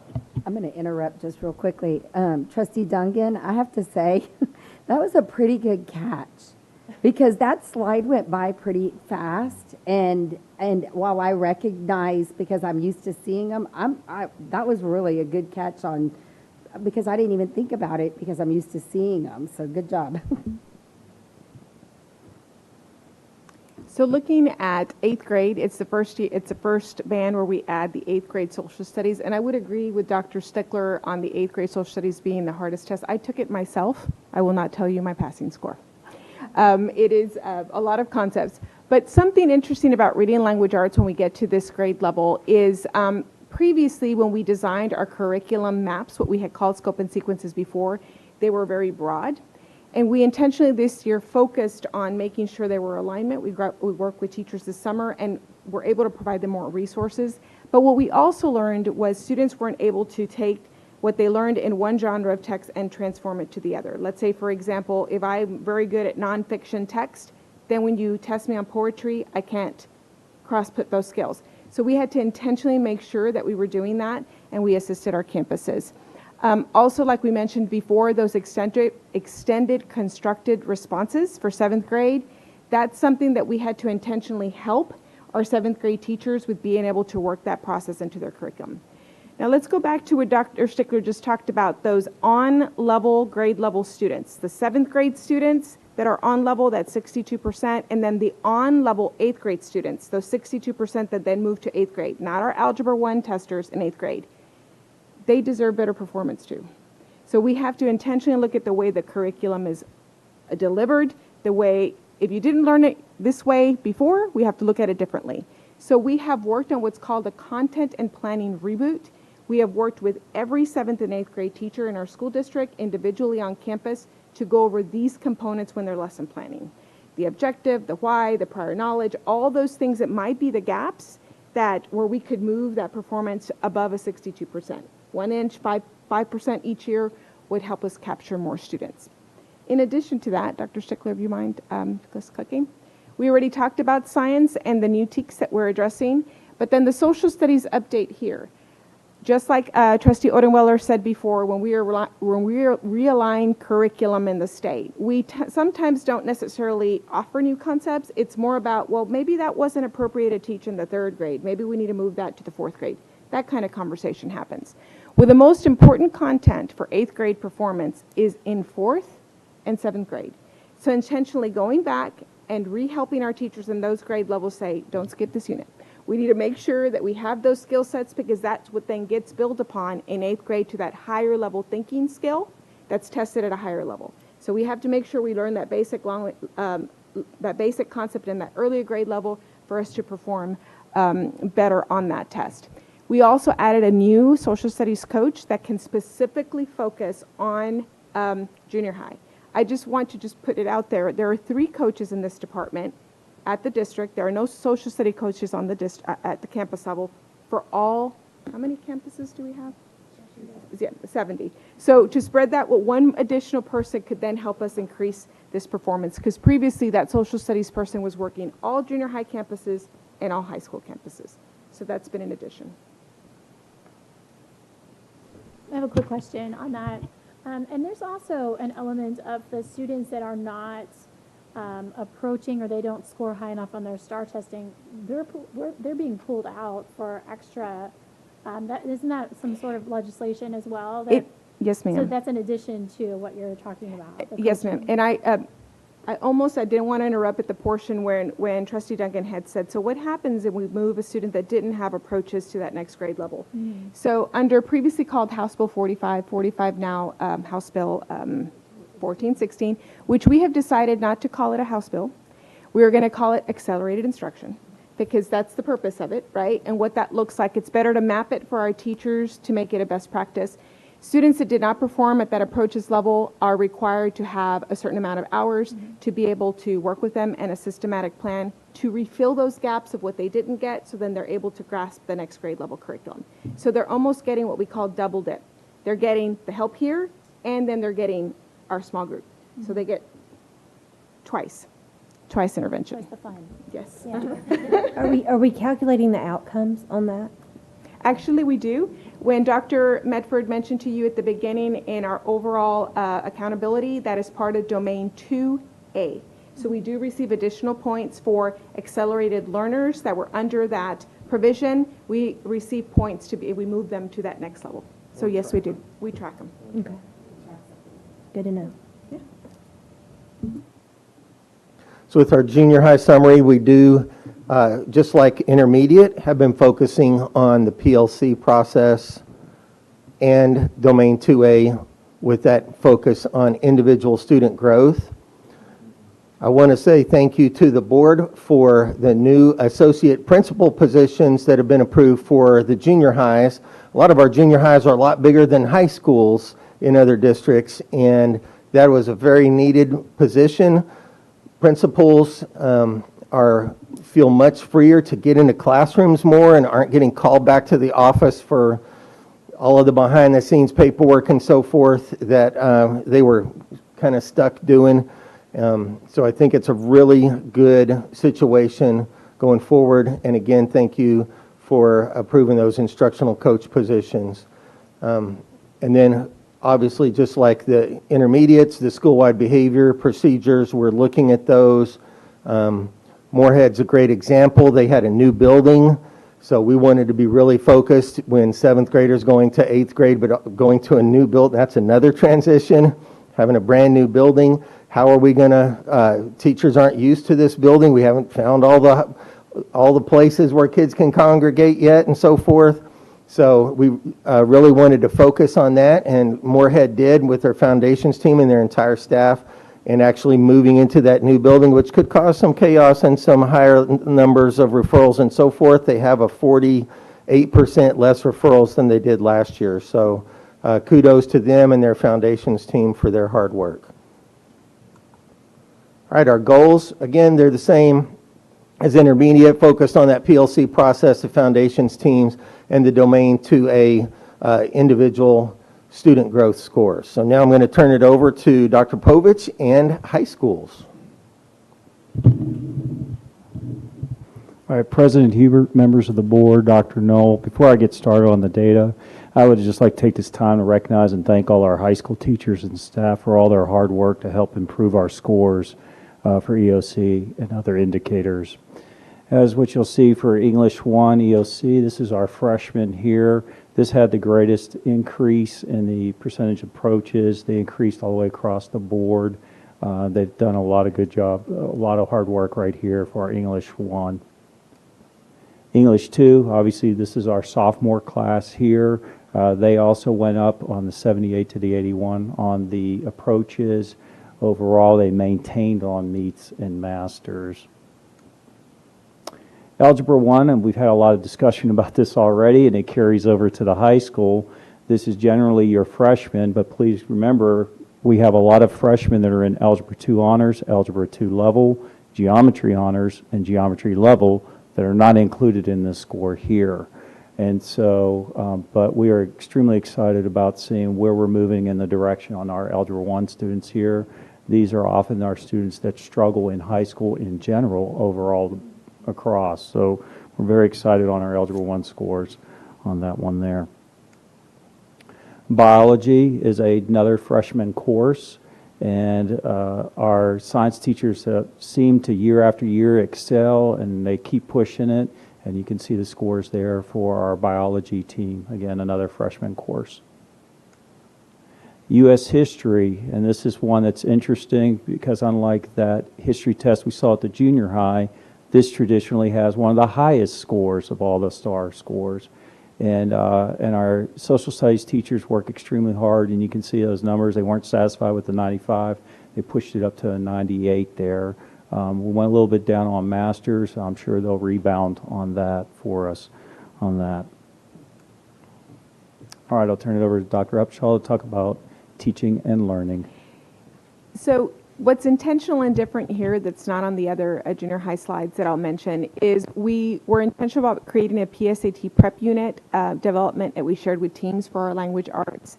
We also, on slide, we did focus like we did in 7th and 8th grade math. We did for our Algebra 1 teachers. And as you can see, that was continued from last year. That's a huge attribute to that growth of having Algebra 1 teachers across the district and assisting with that. But in math, we also implemented a TSI. That is the assessment that you take to be able to enter dual credit. If you don't pass that assessment, you have to have remedial courses in college. We provided and created a 10-week implementation unit for juniors and seniors to assist them in passing that. And then put out there is SAT exemplars and practice items. That's an area that when we looked at SAT scores in our district, an area we could beef up for our students' SAT scores is in the area of math. And because 98% approaches is not good enough in social studies and we want 100%, the intention for social studies has been to look at the 9th grade and 10th grade curriculum and that precursor curriculum that impacts the 11th grade U.S. history component and helping those teachers assist with those components so it's not the first time learning in 11th grade. Okay, in summary for high school on staffing, this was a practice for some of our high schools and now is for all of our high schools. We have 2 allocated instructional coaches focused on mathematics and language arts on our 9 through 12 and our 10 through 12th grade campuses. In addition, for our freshman campuses, we've added 1 instructional coach and their focus is on the freshman class. And also we have the Sam Houston State University program our year-long residents that we are continually to recruit future teachers from. In our intervention piece here, this has been instrumental for us. This past summer, we had Lead Forward training come out and work with all our teachers, mainly in the 4 cores and special ed, to help us improve our Tier 1 best practices with the idea of if we improve our instruction on the first time around, that's a lot less students that we would have to do intervention on the second end of it. So they were working on formative assessments. How does a teacher in the classroom can understand where the learning's occurring? We also have, and this is coming from our assessment department, teaching and learning department, student support department, and I'm sure in our school improvement. Between those 4 departments working together, we are having data dive academic meetings with each of our high schools, and this is where we go back and look at the data from last year, where we at the beginning of the year, where are our growth areas. Throughout the year, we're having commentative formative assessment meetings where we're looking at where are we at now and how do we make changes now throughout the year instead of waiting till the summative. In addition, we started this last year and we're continuing, and our high schools really enjoy this, our college, career, and military ready. We're actually giving them student rosters and we're marking off which kids and where they at, who has got their CCMR point.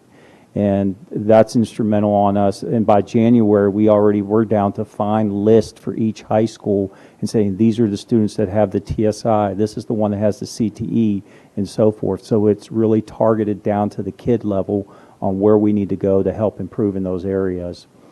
The next one I'm really excited about, and we were working on it today as well, is we are going to have our first time, our District Advanced Placement, CISD, our own symposium. We're going to be at College Park on November 7th, and we're going to have all of our advanced placement teachers together. We're sharing all of our data across the district, and the idea behind this is to look at where are we successful and what methods and what those teachers are doing, and let's help us across the board. Oftentimes, advanced placement teachers, they're the singleton. They're the only one teaching that course in the high school. So let's pull our resources together and improve as a district. So we're very excited about that. Also, assessment department has been instrumental in helping us getting down to our EOC courses about tracking within the classroom at the teachers. Let the teachers track student growth within their classroom. And that's all going back to that domain 2A that we've talked about. So all this is getting there. While we're improving these STAR scores and that, it really comes down to, are we growing students academically? Our goals for the high school is to increase, we've talked about this before, 5% points in meets, 3% points in masters for our 5 EOC courses. And I'm just going to tell you this, I find it very ironic, and I've always wondered why, but these 5 courses students have to pass in order to graduate. Ironically, 3 of them are at the freshman level, which always, why do we have kids before they're even done with their freshman level taking high stakes exams that determine graduation later? But anyway, that's just my personal pet peeve. It's interesting. CTE programs of study, that's part of the CCMR in there, and we have students, we're trying to move them forward, our CTE students, to increase that completers from 25 to 37%. It was mentioned earlier, the state keeps changing the CCMR, and so we got to keep ahead of it, and this is one of those ways. We're going to the toughest measure here, and let's just look at it now. Regardless of what the state's going to do, let's get ahead of them, and let's start looking at that. And so that right there is we're requiring students, and this is not going to be all of your seniors. This is just one way for a senior to get that CCMR point. But this is where a student has taken 3 courses in the CTE in the same strand. They have to finish with a level 3 and 4 and so forth. And then they're tying a industry-based certification test with it as well. So those are things that we're working through. And what I'm excited about as well is with the CCMR, I've already talked to you, we're going out to the campuses and that. We want to improve from 65% to 69% for all of our campus. And then we also want to keep our dropout rate for secondary students under 2%. And what the old math teacher in me will tell you this, history for us in the past at the high school level, we were always looking at data and numbers, percentage passing, and so forth. And that was always what I would call test analysis. We have moved from test analysis to what I call student analysis. Instead of looking at numbers, we're now looking at rosters and names. And this is really where we're looking at true growth at the student level rather than just looking at aggregate numbers. So that's what we're most proud of at the high school level, is getting down to, despite our size, we can still get down to the student level. Dr. Povich, I have a question for you. It's a holdover from the meeting we had before, so you're going to be on the spot because they said to Okay. hold it all for you. But it's about the military readiness. So there's a point system, and you get points for military readiness if they enlist. But you have students that are graduating that are 17 years old, and they probably can't enlist in the military till 18. So how does that point system work for those young men and young women who are entering So that? I'm trying to remember what the name of the form is. There is a specific form that they actually have to fill out, and that they have to complete that, and it has to come back to the school in order. This is the first year they added it back in. In the past, military didn't really, even though military's in there, it didn't count. You didn't get any points for military. So they've added it just this past year for this one form. And so we're still scratching our heads, and the state is trying to figure out how to get a better measure for military. So I don't have the perfect answer for you, except for that one form. It's just measuring like intent, is that what you're saying? No, it goes beyond intent. It's where they actually, long time ago, it used to be if you just talked to a military recruiter, you could kind of say that. They took that away, and the state really had no measurement for military. Even though they left the name military in there, there was no way to get a point for military. Now it's beyond that. It's actually enlisting, and that's what that documentation is proving they enlisted. Problem is, do you get that information back? And the state doesn't have a real great way of collecting that information. Interesting. Yeah, so that is a challenge for us. Yeah. Yes. Thank you. Mm-hmm. Thanks for this presentation, very, very thorough. And I also have received really positive feedback on the instructional coaches and the additional staff, especially the associate principal positions and the front office. So good to see y'all also are getting the same feedback and seeing the same thing. I had a couple of questions. I guess, first of all, the focus on the domain 2A and the individual student growth, does that mean we will start seeing new KPIs in your reporting to us so we can see how we're actually getting there instead of just aggregate numbers of needs, masters, approaches? What's the plan there?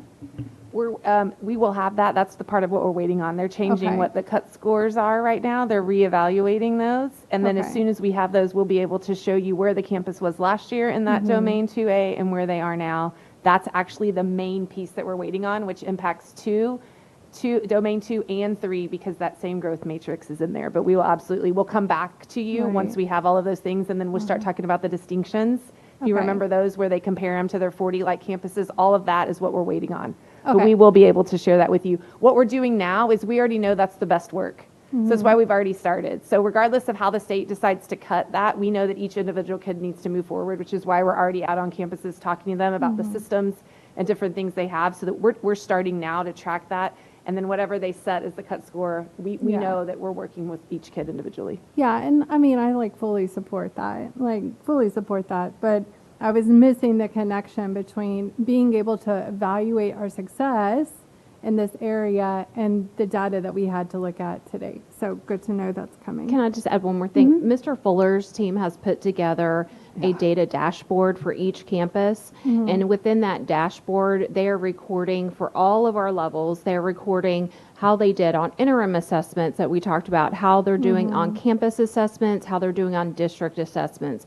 And within that system, each child is listed, and we have a graphic of how that student is progressing.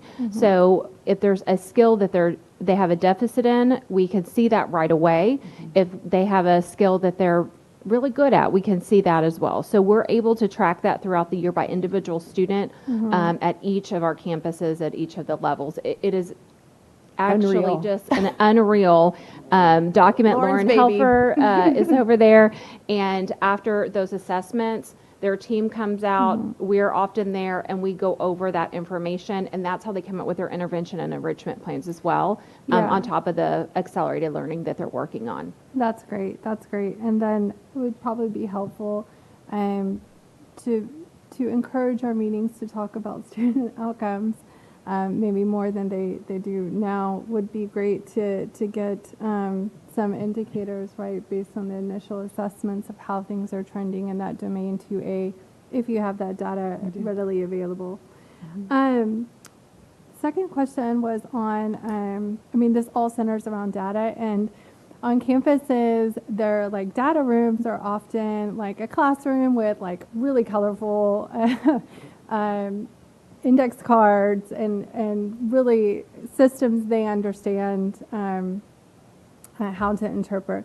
Given our capacity concerns on our campuses, do these campuses still have that space available that they need to have these data rooms?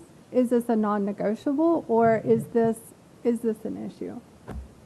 Yes and no. It depends on the campus. It's really dependent on the campus. Those rooms, especially at the elementary level, are very important because we're not only taking data on how they did at the beginning of the year, but particularly in reading, we're doing a running record, which is how they're reading, their fluency, their comprehension, and they're tracking that. And so those are very important rooms. However, we do have to often move to an electronic system or another way of doing that if we don't have the space. We do acknowledge how much it costs to move a portable, if we can get a portable, or if we have space to put a portable. So in our campuses that are new, we do have a room for that, but we do realize that a classroom may have to trump what's on that data wall, and we have to move to an electronic system. So a lot of our campuses do have them. Some of our smaller campuses, they don't have that luxury of maybe even a full room. But we try as much as we can because those are really important places. We keep all of our instructional materials. We have storage there where they can keep any manipulatives, because when they're planning, and this is what Dr. Stickler was talking about in their PLCs, teachers are actually modeling for another teacher what that lesson should look like. And when you look at all of our new teachers and the importance of that planning piece for everybody, but especially that new teacher to see what that lesson looks like, that is so important. And so if you need to pull out manipulatives for math and you have to get your counting bears, and there's a teacher up there and they're actually showing what that lesson would look like, that's the best place to do it. But we also realize there's other financial things that are involved in some of those decisions and logistics of portables. Yeah, and I really appreciate you articulating like how important and useful those rooms are to improving student outcomes. And we would have them other than capacity concerns. Is that accurate? That is very accurate. Okay. Yes. One other question. Given like the other domain, the one with relative performance, and the first slide we had where you had the super group, and okay, are we going to see data with that too later on? Or Yes. Okay. Same thing, because until they set the cut score for growth, they can't calculate pieces of those. So we have like the one that's just student achievement for meets. We have the answers to that, but we don't have the answers to those. So that further it'll be, distribution. it'll be a good reason for us to come back and get to hang out. And are there any any actions or anything implemented that are specific to helping those groups succeed? So we have on that super special dashboard that was created, that is on there as well. So we have the matrix for meets, masters, and approaches on this side of the, I'm looking at the screen, I can see it in my head. And on this side, we have all those groups we're talking about. All of the ethnicities, the races, the economically special ed, and then even we're talking about the accelerated learners, how we're tracking, all of those are in there as well. And every assessment, when we populate that assessment in, it will calculate it for us and tell us exactly how each of those groups are doing and then what their target campus goals are and if they're hitting them or not. And so when we're in there for data conferences, we can see that at a glance really quickly. And are there specific actions targeted to these groups to help them move along? Those were not part of the things covered? So that was part of the goals when they were talking about enrichment and intervention within that planning time. So based on what happens in that data, then we know which, so like if a student regressed from masters to meets, we can see there were 6 kids. And then those teachers in that planning time will say what exactly, like Dr. Winkler said, we can easily see which TEK and then know that we need to pull them in small group during the intervention time. It's very, very quick for that campus to do that because of the work of that assessment team. It's been really great. I would say that we're even trying to move from the student level down to the TEK level. You know, where we're really getting into we talk about being intentional. Excuse me, we're really getting into the TEK level of the gaps and misconceptions of that TEK with that child. So that's how precise that where we're moving. So there's nothing additional or specific done to help a super group, or there's no additional actions or intervention done? Based on kid. Okay. Moving the student. Okay. I think getting down to that student, to that TEK is about as specific as you can get in intervening. Because every child gets that level of individual instruction regardless of if they're in the super group or not in the super group. Like Sure. every child's going to get that. Okay. And you got to remember that group changes on each assessment that you do. It's not going to be the same group on each one, so you're always tailoring it back to them. There's a There's reason trends. why you would, yes, right? Yep. What you monitor. Now, there's some things like Dr. Upshaw shared, like with our ELs that we've targeted that we know will help specific language. So Yeah. yes, in that group, yes, we know some of those answers, but a lot of times it just comes down to the student with that. Like it may be geometry, but in the other things I'm good at, and so then that would affect that group. Okay. As far as strategies go, Dr. Povich talked about lead forward. All of us had lead forward. This year, TEA really leans on the expertise of lead forward. They are a vendor, but they lean on that expertise. They have documents that all of our campuses, actually, they came back and worked with some of our campuses that scaffold documents, or I'm sorry, scaffold TEKs. So if I'm a third grader and I didn't do well on that geometry TEK, that 3.5A or whatever it is, they have documents that will go down and say, did they master this in second grade? Did they master this in first grade? Did they master this in kindergarten? And that helps us really pinpoint some of those gaps that they may have missed at younger grades. And when you focus your interventions in on that particular grade level TEK, it might not be on grade level. They just might need that little bit of extra that helps them in that on level grade TEK. So we've really worked with our campuses on that.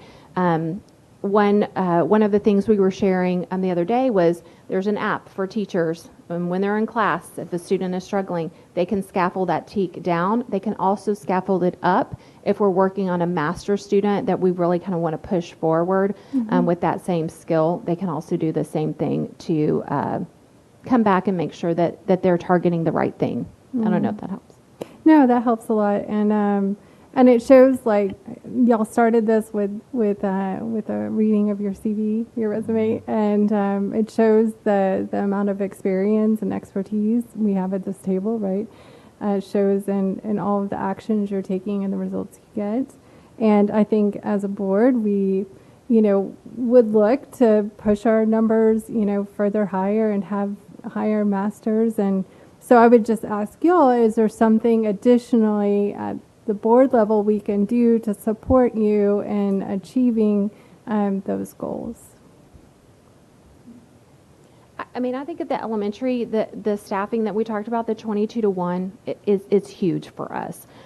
Because that means that we have teachers early on. We've hired them early. We've had them for the summer to help train them. They're in on the discussions for year-long planning because, like we said, before we get these scores in, we already know there's a couple of kids that you go, oh my gosh, look what they did, and they did so much better. And there's a couple that you're like, what happened there? But for the most part, all of those students, we pretty much know what their needs are coming into that next year. And so when we get those teachers early on, they're in that planning for that next year. They're in on the campus improvement plans and developing those plans. And most importantly, the trainings that are going on through our T&L department so that we don't have to go back during the school year and train them. So for us, it's about getting the staff in place. We'll always have vacancies for sure. But just alone, if you look at those numbers I talked about, between the end of July and the beginning of school last year. It was actually 13 teachers and one counselor and one administrator, but 13 teachers. That's a lot of time out of an administrator's time to interview, to get the right person, and then get them back up to speed as a teacher and where they need to be. So for us, that is one of the most important things. Do you mean 22-1 versus 23-1? Is that what Yes. you're So saying? at the state level, Thank we you. keep our classes at 22-1, but when we do allocations for hiring, in the past, because we know that students move and things like that, we've done it at 23-1, just to be a little bit more on the conservative side. But I promise you, we have used all of those teachers. And if we have a vacancy and we don't need to fill that vacancy, we give it to another campus that might need it.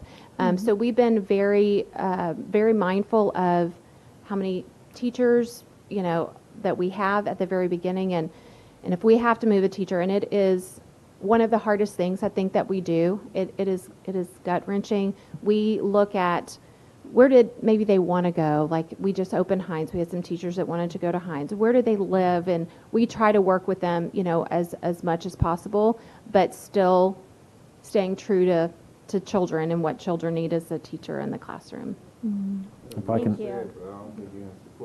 Well, If what's I, the question? Let me try to answer part of what Yeah. Ms. Chase's question. I think we took a lot of steps this year with campus and teacher level support. When you look at the instructional coaches, that's a huge move. The associate principals on the junior highs, big moves. We made a lot of big sweeping moves.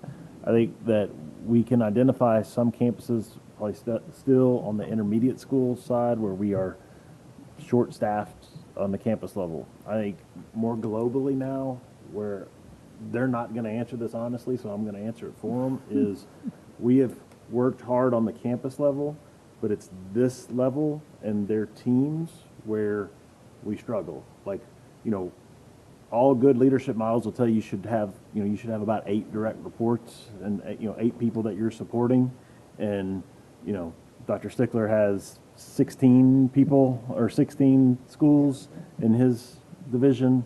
We did add one more person in the elementary side, but y'all have how many schools? 37. And 3 people. When you look at, we just have places, and in Jeff's department, he has 3 people.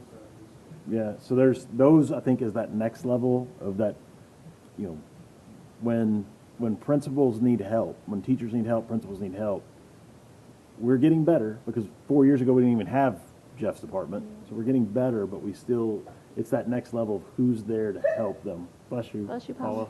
Paula. To be there to help them, right? So I think that's the next level we really got to watch for as well. Because we grow, but we never grow these places. So, and if I could go back, Mr. Williams, answer your question. Our current economically disadvantaged is 43, the state's 62. Yes, we should. Our current emergent bilingual is 20.3. I couldn't find a current one for the state. The last one I saw was 2 years old. It was 22. So I'm guessing they're probably 24. So we're a couple of points behind there. Yes, sir. Any other questions or comments before we wrap it up this evening? Okay. Thank you all for being here. Thank you all. Great job. And we will adjourn our workshop. Have a good evening.